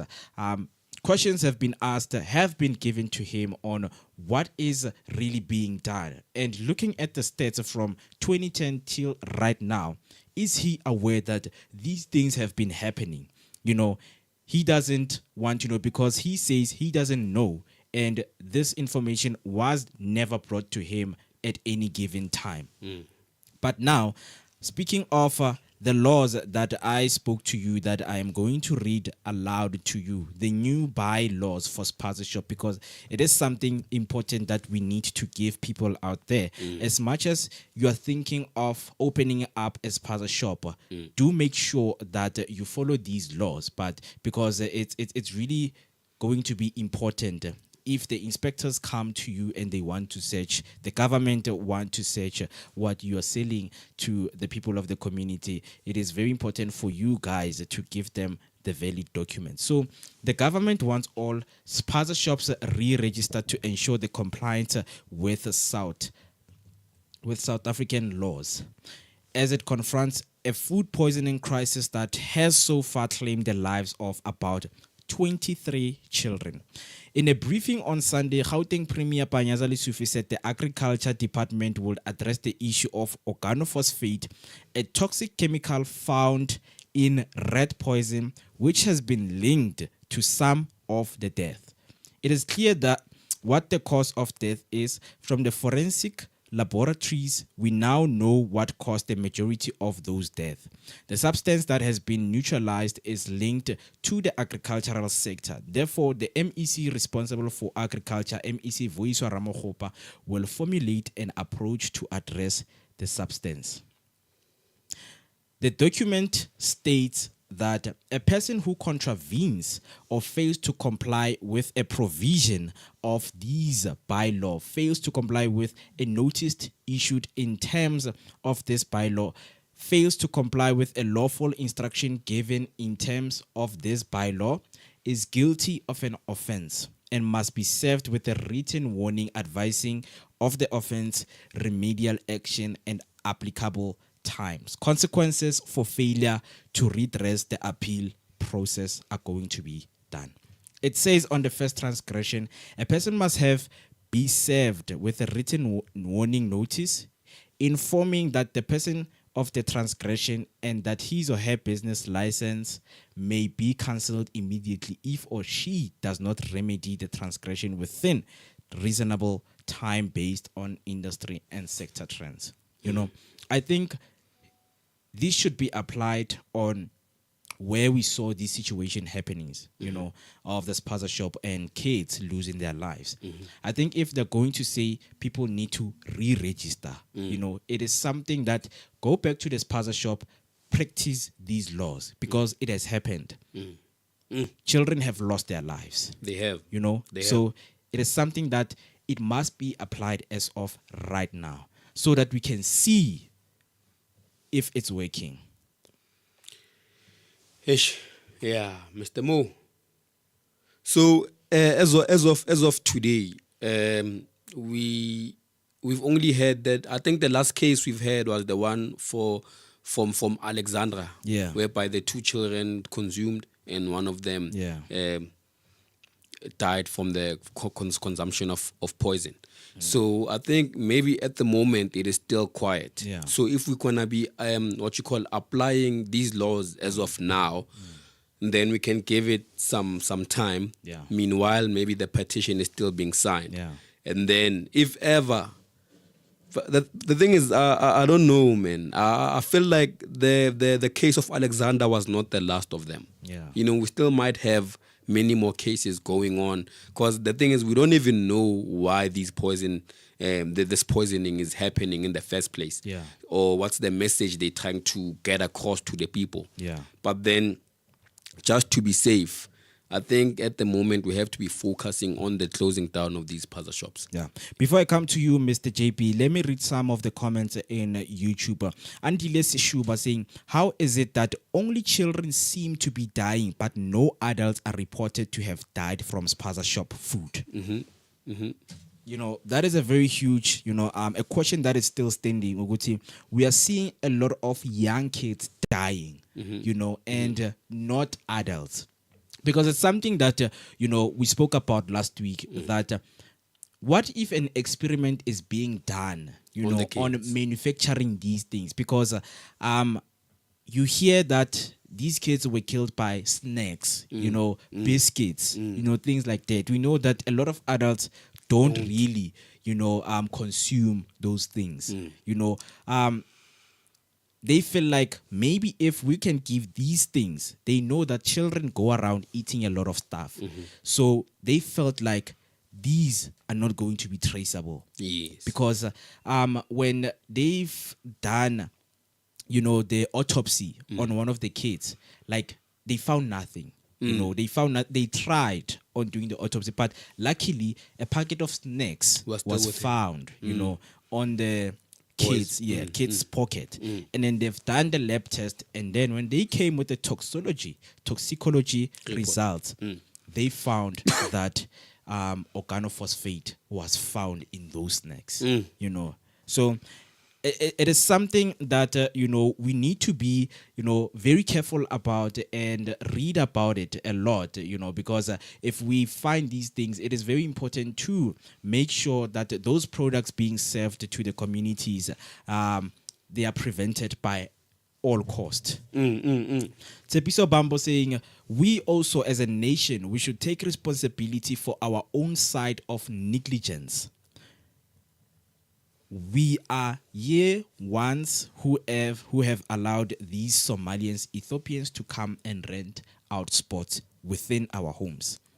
It goes back again to that thing that as much as these things are happening, the people who are the landlords are our people. And what are we doing with that situation? We know that they're trying to, feed their kids, but we never thought it would get to these, into this stage where people are dying because of consuming these products. I also have Nomtanda saying, where are South Africans? This is your platform to say what is in your mind regarding Spaza shop. Yeah, thank you so much, guys. Please do make sure that you keep those comments coming and you tell us more, on what has happened around in your community and what is something that you have, came across on social media when it comes to the foreign nationals, selling food. Because one of the things in the videos that have been circulating is a guy that was seen, changing packages. It's something that has been circulating on social media. It's so sad. It's so sad because we keep on, continue buying from them. Like, this is clear proof. This is, so that, when they say in court, you don't have proof. That was proof enough, to show that what these people are doing is way out of context. It's way, way out of context. They have more than one Spaza shop, and right now we look like failures. So on the bypass laws, let me read something that will be a little bit much interesting for South Africans to hear. And I really want to hear from you guys. What do you really think? The bylaws also place an expectation on traders who are foreign nationals to hire South Africans. Say that again. The bylaws also place an expectation on traders who are foreign nationals to hire South Africans. I left you with a question mark, Mr. JP, speaking and going back on what is really happening. But can we just move from that one and come to this one? The bylaws expectation on that the foreign nationals need to hire people from South Africa. I just want to hear your take and what is your thought around that? There's one thing that I would say, man. The level of ignorance of our government and incompetency, it's really killing, The bylaw you just read now, it shows that our government is allowing foreign nationals to take over our economy and to even produce jobs for one of our own. So, which is it's a problem, because you need to start at home before you go out. You understand? So it's supposed to be us who employing those foreign nationals, and then we need to have foreign nationals that have skills that are required so that we can be able to hire them. So it's the way other around, which concerns if government do something like that. So, but all in all, and what I can say is, at the end of the day, our government is ignorant, and they not really want to help our people, to have power and drive the economy. Yeah. So all they need is people suffering, and we must be under foreign nationals. How can someone come from outside country and do better at your own country? It really doesn't make sense. You understand? So, but we allow that from the start, and we don't know even if they are involved in regulating the laws, those people, because money is power here in South Africa. Bribe is power. So maybe there are meetings behind the curtains, and obviously those people, when they have meetings and regulate the laws, they will say something that will favor them. How can we sit there and look something like this happen in front of our eyes in South Africa and allow such nonsense, if I may say?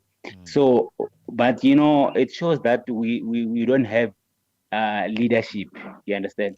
That's why you see our ministers even failing to answer the journalists when they've asked questions. It shows that they are being exposed.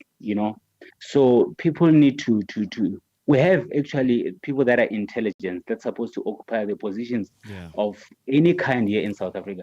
People of South Africa, they have skills, they have educated, they understand things better, and they can do a lot of things better than the way things are running right now. So I think we need to be careful when we go to vote. Sooner we'll be doing the voting of local municipalities and all that. That's where we need to come with solutions and necessary things to provide to our people that say, really, we don't need just a leader because you can stand in front of people and speak politics. We need some educations. We need some people that are having a better opinion and understanding what's really happening in the country and the things that will affect our people in future. So that's what we need, the kind of leadership. So it's about us to change as a community and understand from the ground, because it's really affecting, and it doesn't make sense, a lot of things, when we try to analyze, and it mustn't end up here for us talking about it, not doing nothing. Action, I think, is going to be a better thing. Definitely. Before I come to you, Mr. E2, I have a comment right there in TikTok saying we don't want them. How can the outlaws allowed foreigners to hire us in our country? Our government has kept quiet for sibling.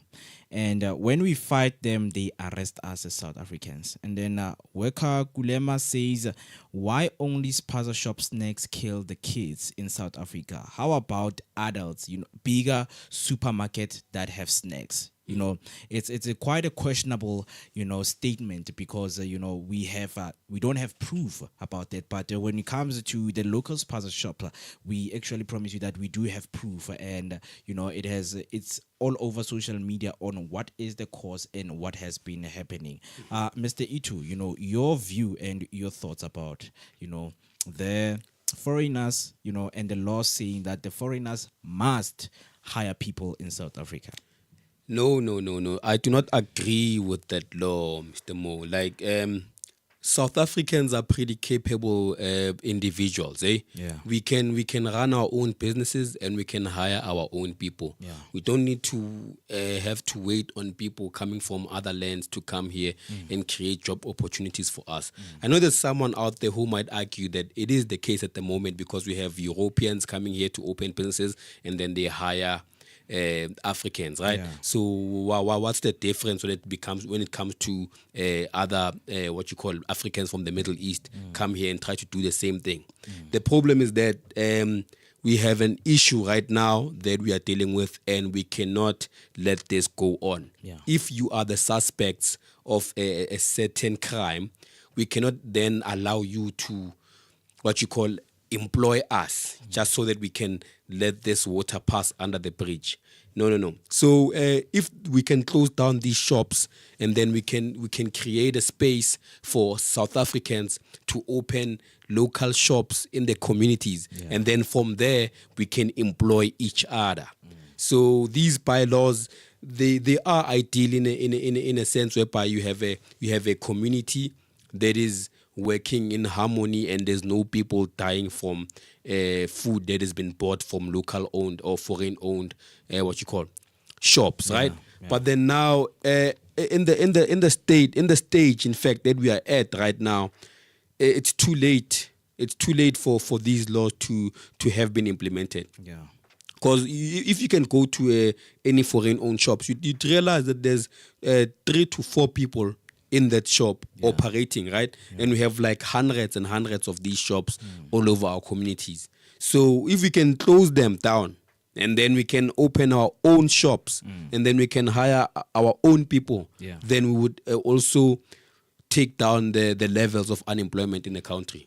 So we can say that law can apply to shop owners creating employment for its community residents, but not foreign.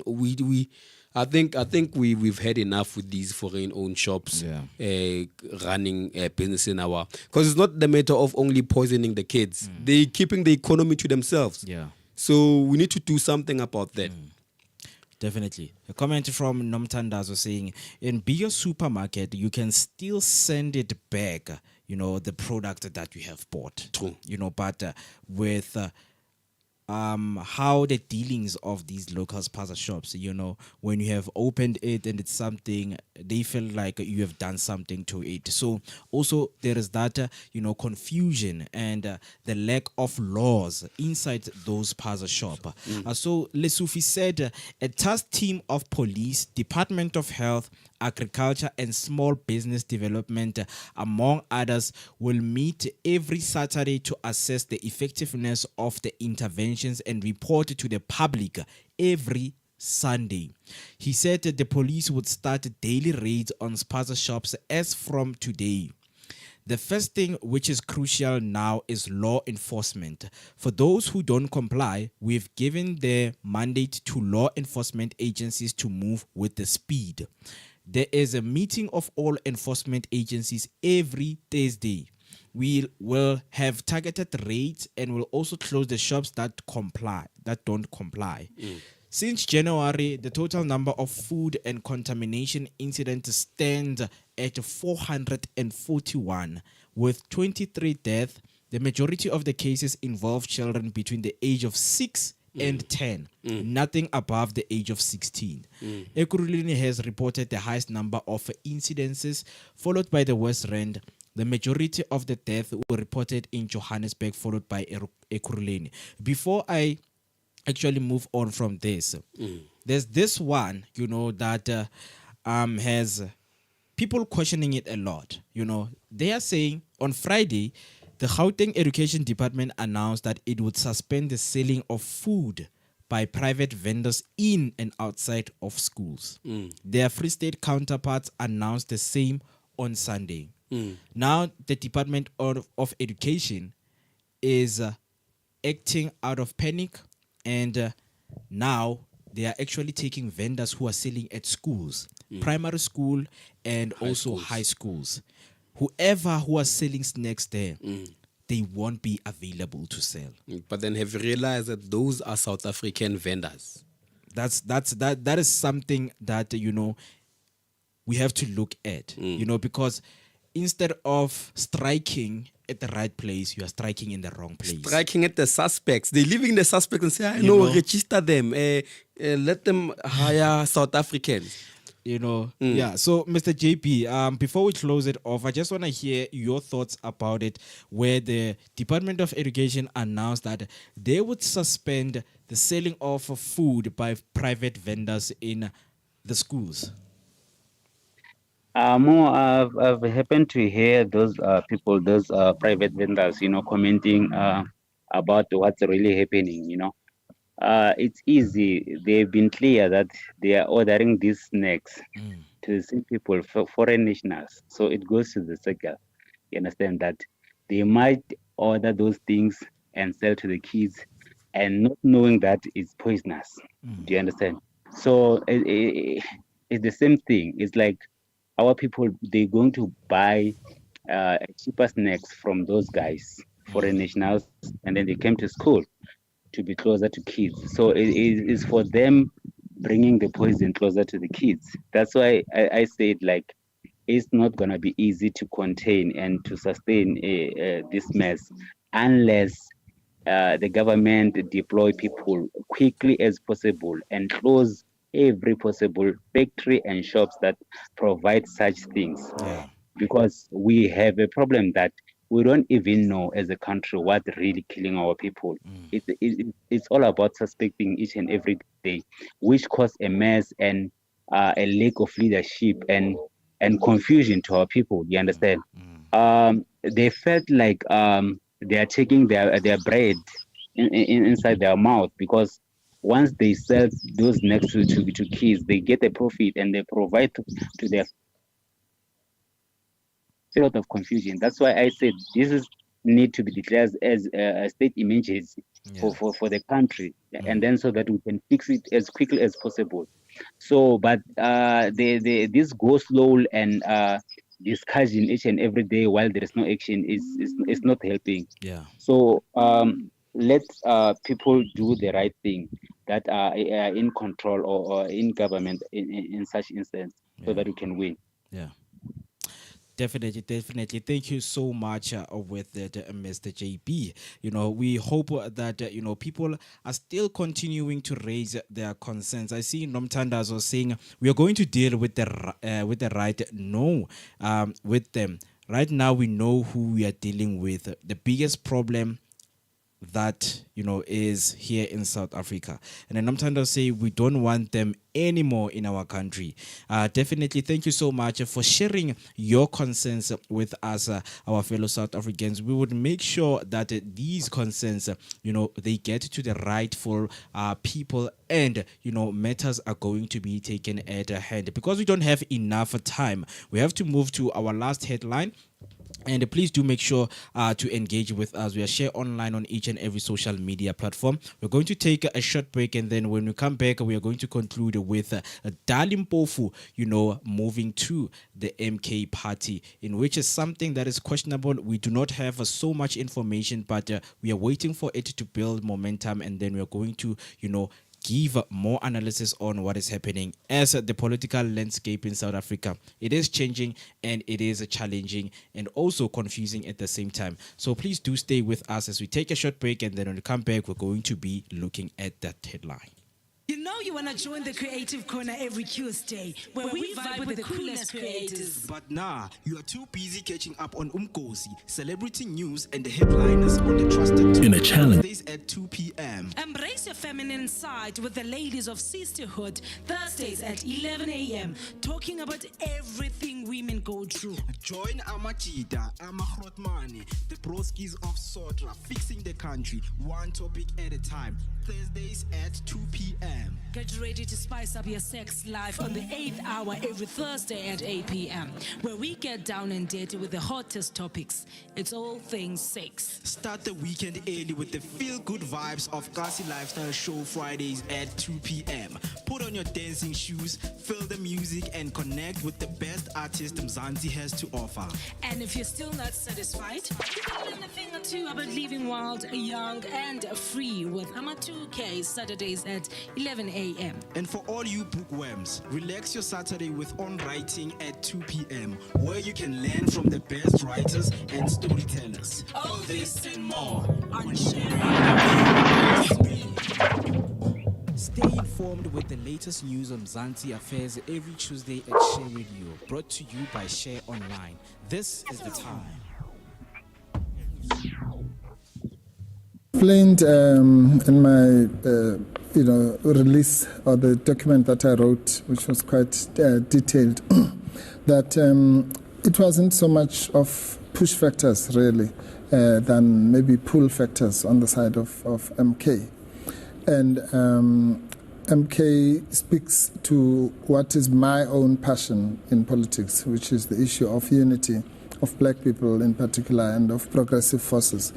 And it's a cause that I've really cherished for a long, long time, even when I was still in the ANC and particularly in the EFF. And I feel that if that unity is going to be achieved, it must obviously be driven by the largest of the organizations that I have in mind, which include MK, the EFF, UDM, ATM, PAC, those types of organizations. And so since the outcome of the elections, it has become clear that the organization that has to lead that process is MK. And initially, it would not have been necessary really to make any move, but some of the developments that have happened post the elections made me to think that it might be it might assist the process, as it were, if I made the move. Yeah. Okay. Do you feel as though you betrayed the EFF, including Julius Malema, by leaving for the MK party? No, I don't feel that, and neither does he. Fortunately, I mean, he made it clear in his podcast that people are free to make their own decisions, and he also made it clear that I had taken him. I had made sure that he was aware of my associations with the MK party and the role that I had played. It was never a hidden thing. So I don't think there's a question of betrayal, really. What would have been, it would be a betrayal of myself if I felt that I'm more comfortable here and then stay there just because to nurse somebody's feelings. That would have, that's not me. I don't operate like that. There have been these talks about how there was a conversation around dissolving the EFF or the EFF and MK merging into one. That didn't succeed. That plan didn't happen. Do you think that it should have happened, and do you think it's going to happen moving into the future? Yeah. No, it's completely untrue that anyone suggested dissolving the EFF. And I think it comes from the fact that, he was talking about something he heard from someone else. Yeah. Anyone who was sitting in the meetings, because I chaired the meetings, and fortunately they were attended by about 10 people. So I'm sure all of them were shocked when they heard that I said we must dissolve the EFF, because I never said such a thing. What we were proposing, Heidi, was that we need to have some kind of unity. Because it was clear, I mean, anyone who has been in politics for some time would have known that there was a great likelihood that the ANC was not going to achieve the 50%. And just like the DA did, they anticipated that moment by forming the so-called Moonshot Pact. So any other political player would have known that this is not something you must not come on the 29th of May and be caught by surprise. You needed to anticipate.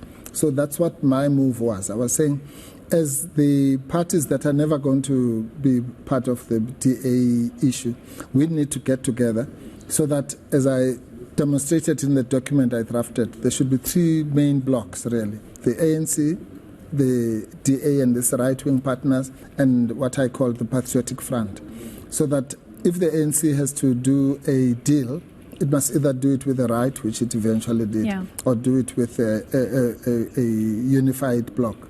Now, there were three ways in which that could happen. You could have put that, and you could have used one of the existing organizations, which some people favored, and at that time the largest was the EFF. Or you could have done something like an umbrella body, like with a new name, such as what they did in Botswana. Yeah. So you have an umbrella body that then is the electoral platform. Or the lowest of those, which is what I also proposed in that meeting, was to have what I call a voting bloc. In other words, if there was going to be negotiations, the ANC would have to negotiate with us, not negotiate with the EFF and MK and this one. They would have to negotiate with all of us and either do a deal or not do a deal. So those are the kinds of discussions, sorry. So will MK and EFF ever... I mean, one thing we heard, from Advocate Dali Mpofu right now is that he mentions that it's neither one of the pull factors and the push factors. But when he mentioned that the reason he left the EFF, it was because of unity. You know, is he saying there is no unity at EFF and in MK there is unity? Because we know that you know, there are a lot of complications. You know, there are a lot of complication when you try to, you know, look at the push factors and the pull factors, because Floyd left, you know, and Floyd felt like he is not growing in the EFF, you know, and with Busisiwe Mkhwebane, it's still a questionable, you know, mark on why she left. But, you know, if why Busisiwe Mkhwebane left, please do make sure that you comment down below right here. And then now we have Advocate Dali Mpofu, who has left the EFF for good, you know. So does it mean that EFF is becoming incompetent of following the agenda that they have started pushing? Because when Floyd spoke about revolutionary, you know, are those things slowly dissipating from the EFF as much as we are seeing more members moving away from it, or it's a different story? To touch on the issue of Mr. Dali Mpofu, I think his reasons could be maybe like the vision that was set out by MK Party, Umkhonto Wesizwe. So I feel like maybe he felt that Umkhonto Wesizwe aligns more with what he aspires compared to EFF. Because EFF is trying to also revolutionize the country and bring back the black people into the economic activity of the country, and also unite South Africa and other African nations. You know, Mr. Malema has like a lot of ambitions for the country, but I think at the moment MK Party was more aligned with what Mr. Dali Mpofu was looking for, or with what he is aligned with. So I think maybe that's one of the reasons, or his main reason to per se for him to actually move from EFF to MK Party. You know, yeah. But as I said earlier on, that this thing of moving was a plan that was devised long ago. Yeah. As you can see now that he's touching on talks of how they wanted to dissolve EFF into MK, but then unfortunately Malema was not he did not agree with that. So hence why people are now leaving EFF to go join MK Party. Mr. JP, your view and your thought around that? Yeah, hey, Mo, it's another day, another dollar. You know, I've said at the beginning that our politics becoming cheap each and every day. But what can we do? We just need to follow up and see what's really happening. Commenting in this issue, I think MK is becoming big and is going to swallow a lot of party, and it might have a chance to lead some of the days because people they believe in black parties. You know, most of the people they are looking for where they gonna be getting comfort, but politicians, they are seeing an opportunity. When something is new, it's easy to get a position, more especially when you have experience and you're speaking the same language. You understand? So it's a cut and paste, if I may say. A lot of parties that they are coming from ANC, remember, because they're debating with political views which they differ. And then once they differ, you go to open your party. You understand? So EFF became strong, but I think it attracted more like youth, which are going forward. It's biting them because youth are ignorance when it's coming to voting. They can come to rallies, they can fill up the stadium because they want to see artists. They can do that, but going to voting station and go for a long queue. It's not happening. That's why most of EFF lose percentage, if we may say, in times, And sometimes when you're preaching same gospel, but it's not happening on your side, it's another thing. Because EFF, I think now they were celebrating like more like 10 years, being in politics, but they were running around in the same percentage, which a lot of people lose interest when there is no growth. You understand? And sometimes it sounds like it's an individual is the thing for one person, because Malema has been leading the party from the scratch and until now, after like 10 years. You understand? That's why the likes of Floyd, you see that he's gonna be a debut for how many years? I think he's been patient.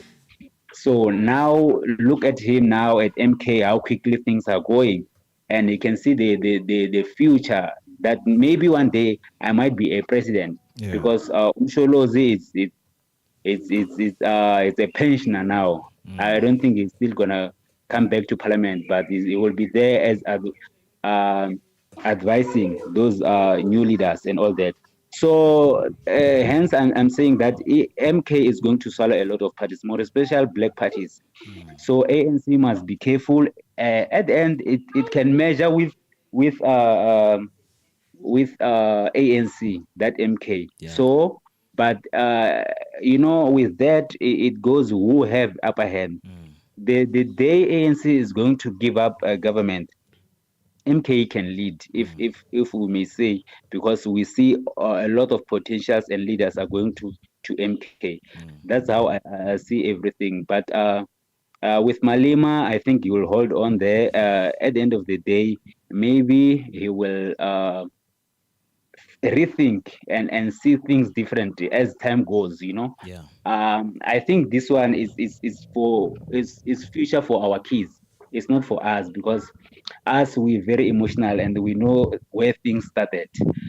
So it's a future that they're building for our kids. So because they won't come with emotions when it coming to voting and everything. Because with us, most of the time, we said, no, these politicians, they're doing nothing. They are fighting for position. They're doing that and that. And then we're no longer going to vote. And people come and decide for us. And then it's bad at the end of the day. Yeah. Wrapping it up,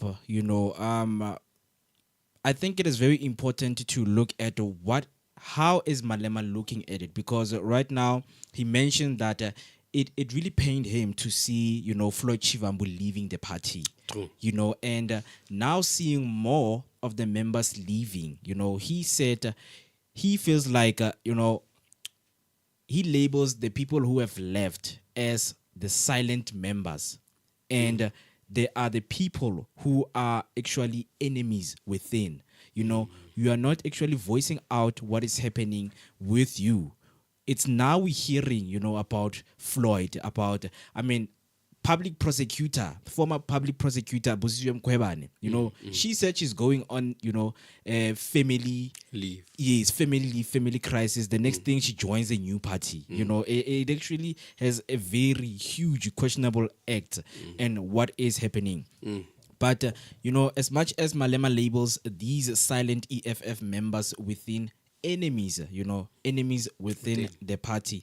It's something that we are seeing that the EFF, it's slowly crumbling, because we know that as much as they were, against the GNU, but now we are seeing, a lot of them, moving towards it a little bit, and growing the revolutionary that they have been speaking about for so long. Petty says all ambitions stems from greed. VBS fraud.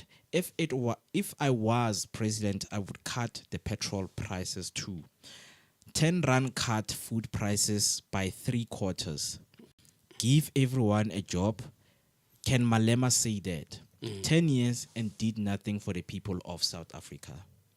You know, that is something that is coming from, you know, the citizens of South Africa with their concerns on what they're seeing in the political landscape, as we are seeing a lot of members in EFF moving to MK. But we're going to be building up on that and coming up with what has happened and what has, you know, really has been the push factors for the members of the EFF to join the MK party. Thank you so much for joining us and being with us right here. But before I close it, I have a comment from Nana saying Mkhwebane resigned so she can be with her family, and where she is tasked with in MK, she is based in Mpumalanga. She will be able to spend time with her family. All right. Thank you so much, Nana, with that comment. It makes sense now because you know, it was so confusing that when now you're going out on a leave, you know, you want to be with your family, and the next thing you get join reemployed a member. Yeah, but thank you so much for that, Nana.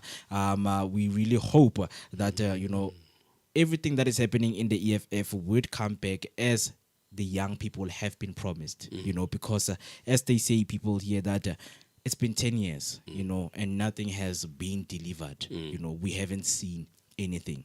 But yeah, in closing, gentlemen, Mr. JP, let me start with you.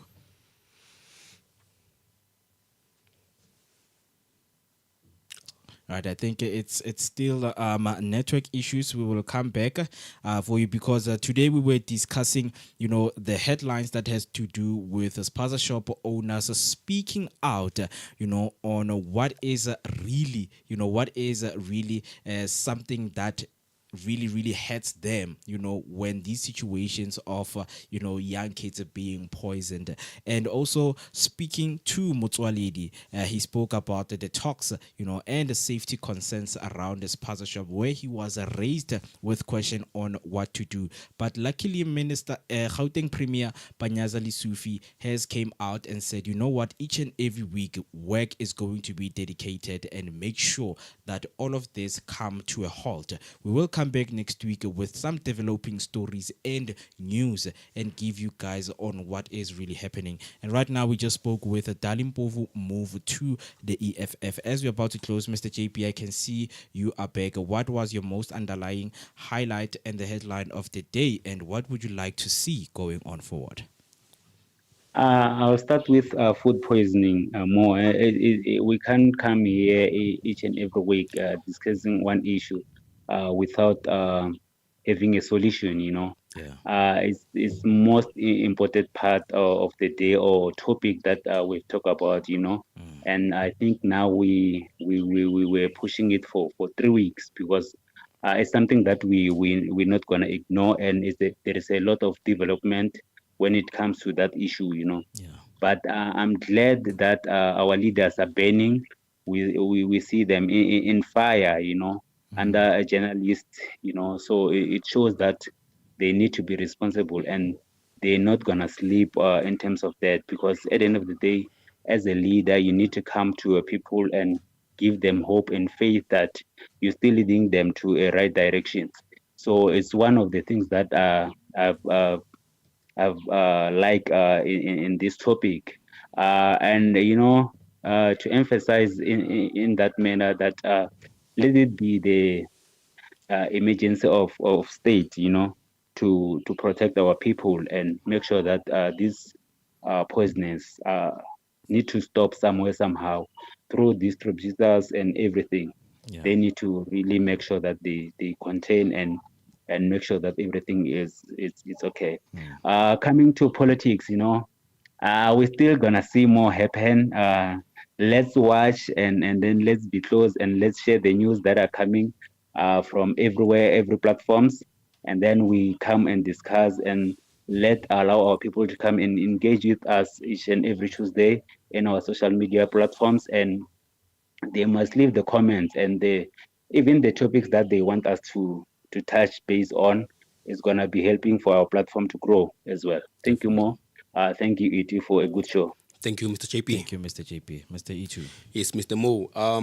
Yeah, it's been an eventful journey. You know, we've felt our emotions rise. You know, having goosebumps, having a few laughs there, and sharing some opinions on the politics. But what I would like to the note I would like to finish the show on is that, as a people, we've given the government enough time to actually do something in order for us to have a solution regarding the food poisoning, right?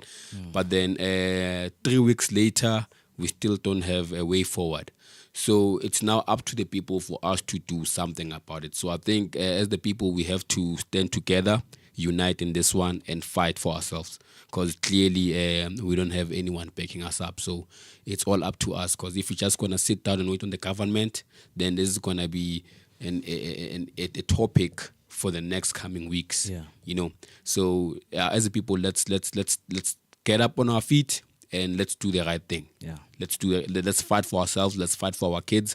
Let's fight for our neighbors. Let's fight for our families. And then touching on the politics part. So a lot of things will still unfold. We don't know who's going to be leaving EFF to join the EMK, but we just, holding our breath on that one, and then we'll see how everything unfolds. And then, man, let's just give it time and see what happens. Anyway, thank you to our listeners.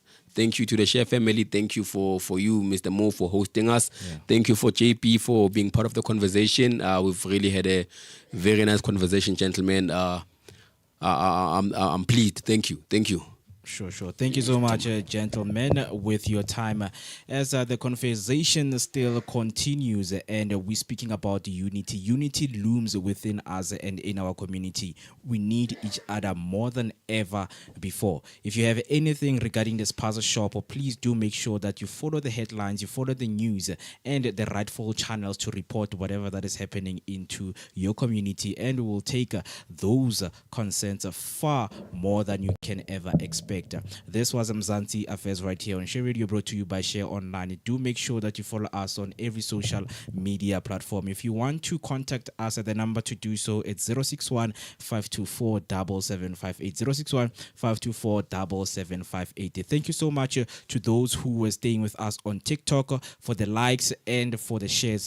You are so much appreciated. And to those who were at Facebook for liking the video, please, thank you so much for that. And on YouTube, thank you so much to those who shared their comments with us and subscribed. The conversation does not only end here. Do make sure that you keep your comments coming and raising your concerns over what is happening. We're going to come up with developing stories of what we've been speaking about this week. Next week, same time, same place, right here on Mzansi Affairs at 11 a.m. Right now, we are going to say goodbye to you. Stay kind and stay safe.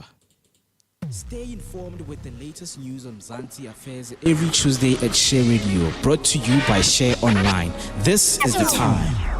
You know you want to join the Creative Corner every Tuesday, where we vibe with the coolest creators. But nah, you are too busy catching up on Umkosi, celebrity news and the headliners on the Trusted Talk Wednesdays at 2 p.m. Embrace your feminine side with the ladies of Sisterhood Thursdays at 11 a.m. talking about everything women go through. Join Amachita, Amahrotmani, the broskis of Sotra, fixing the country, one topic at a time. Thursdays at 2 p.m.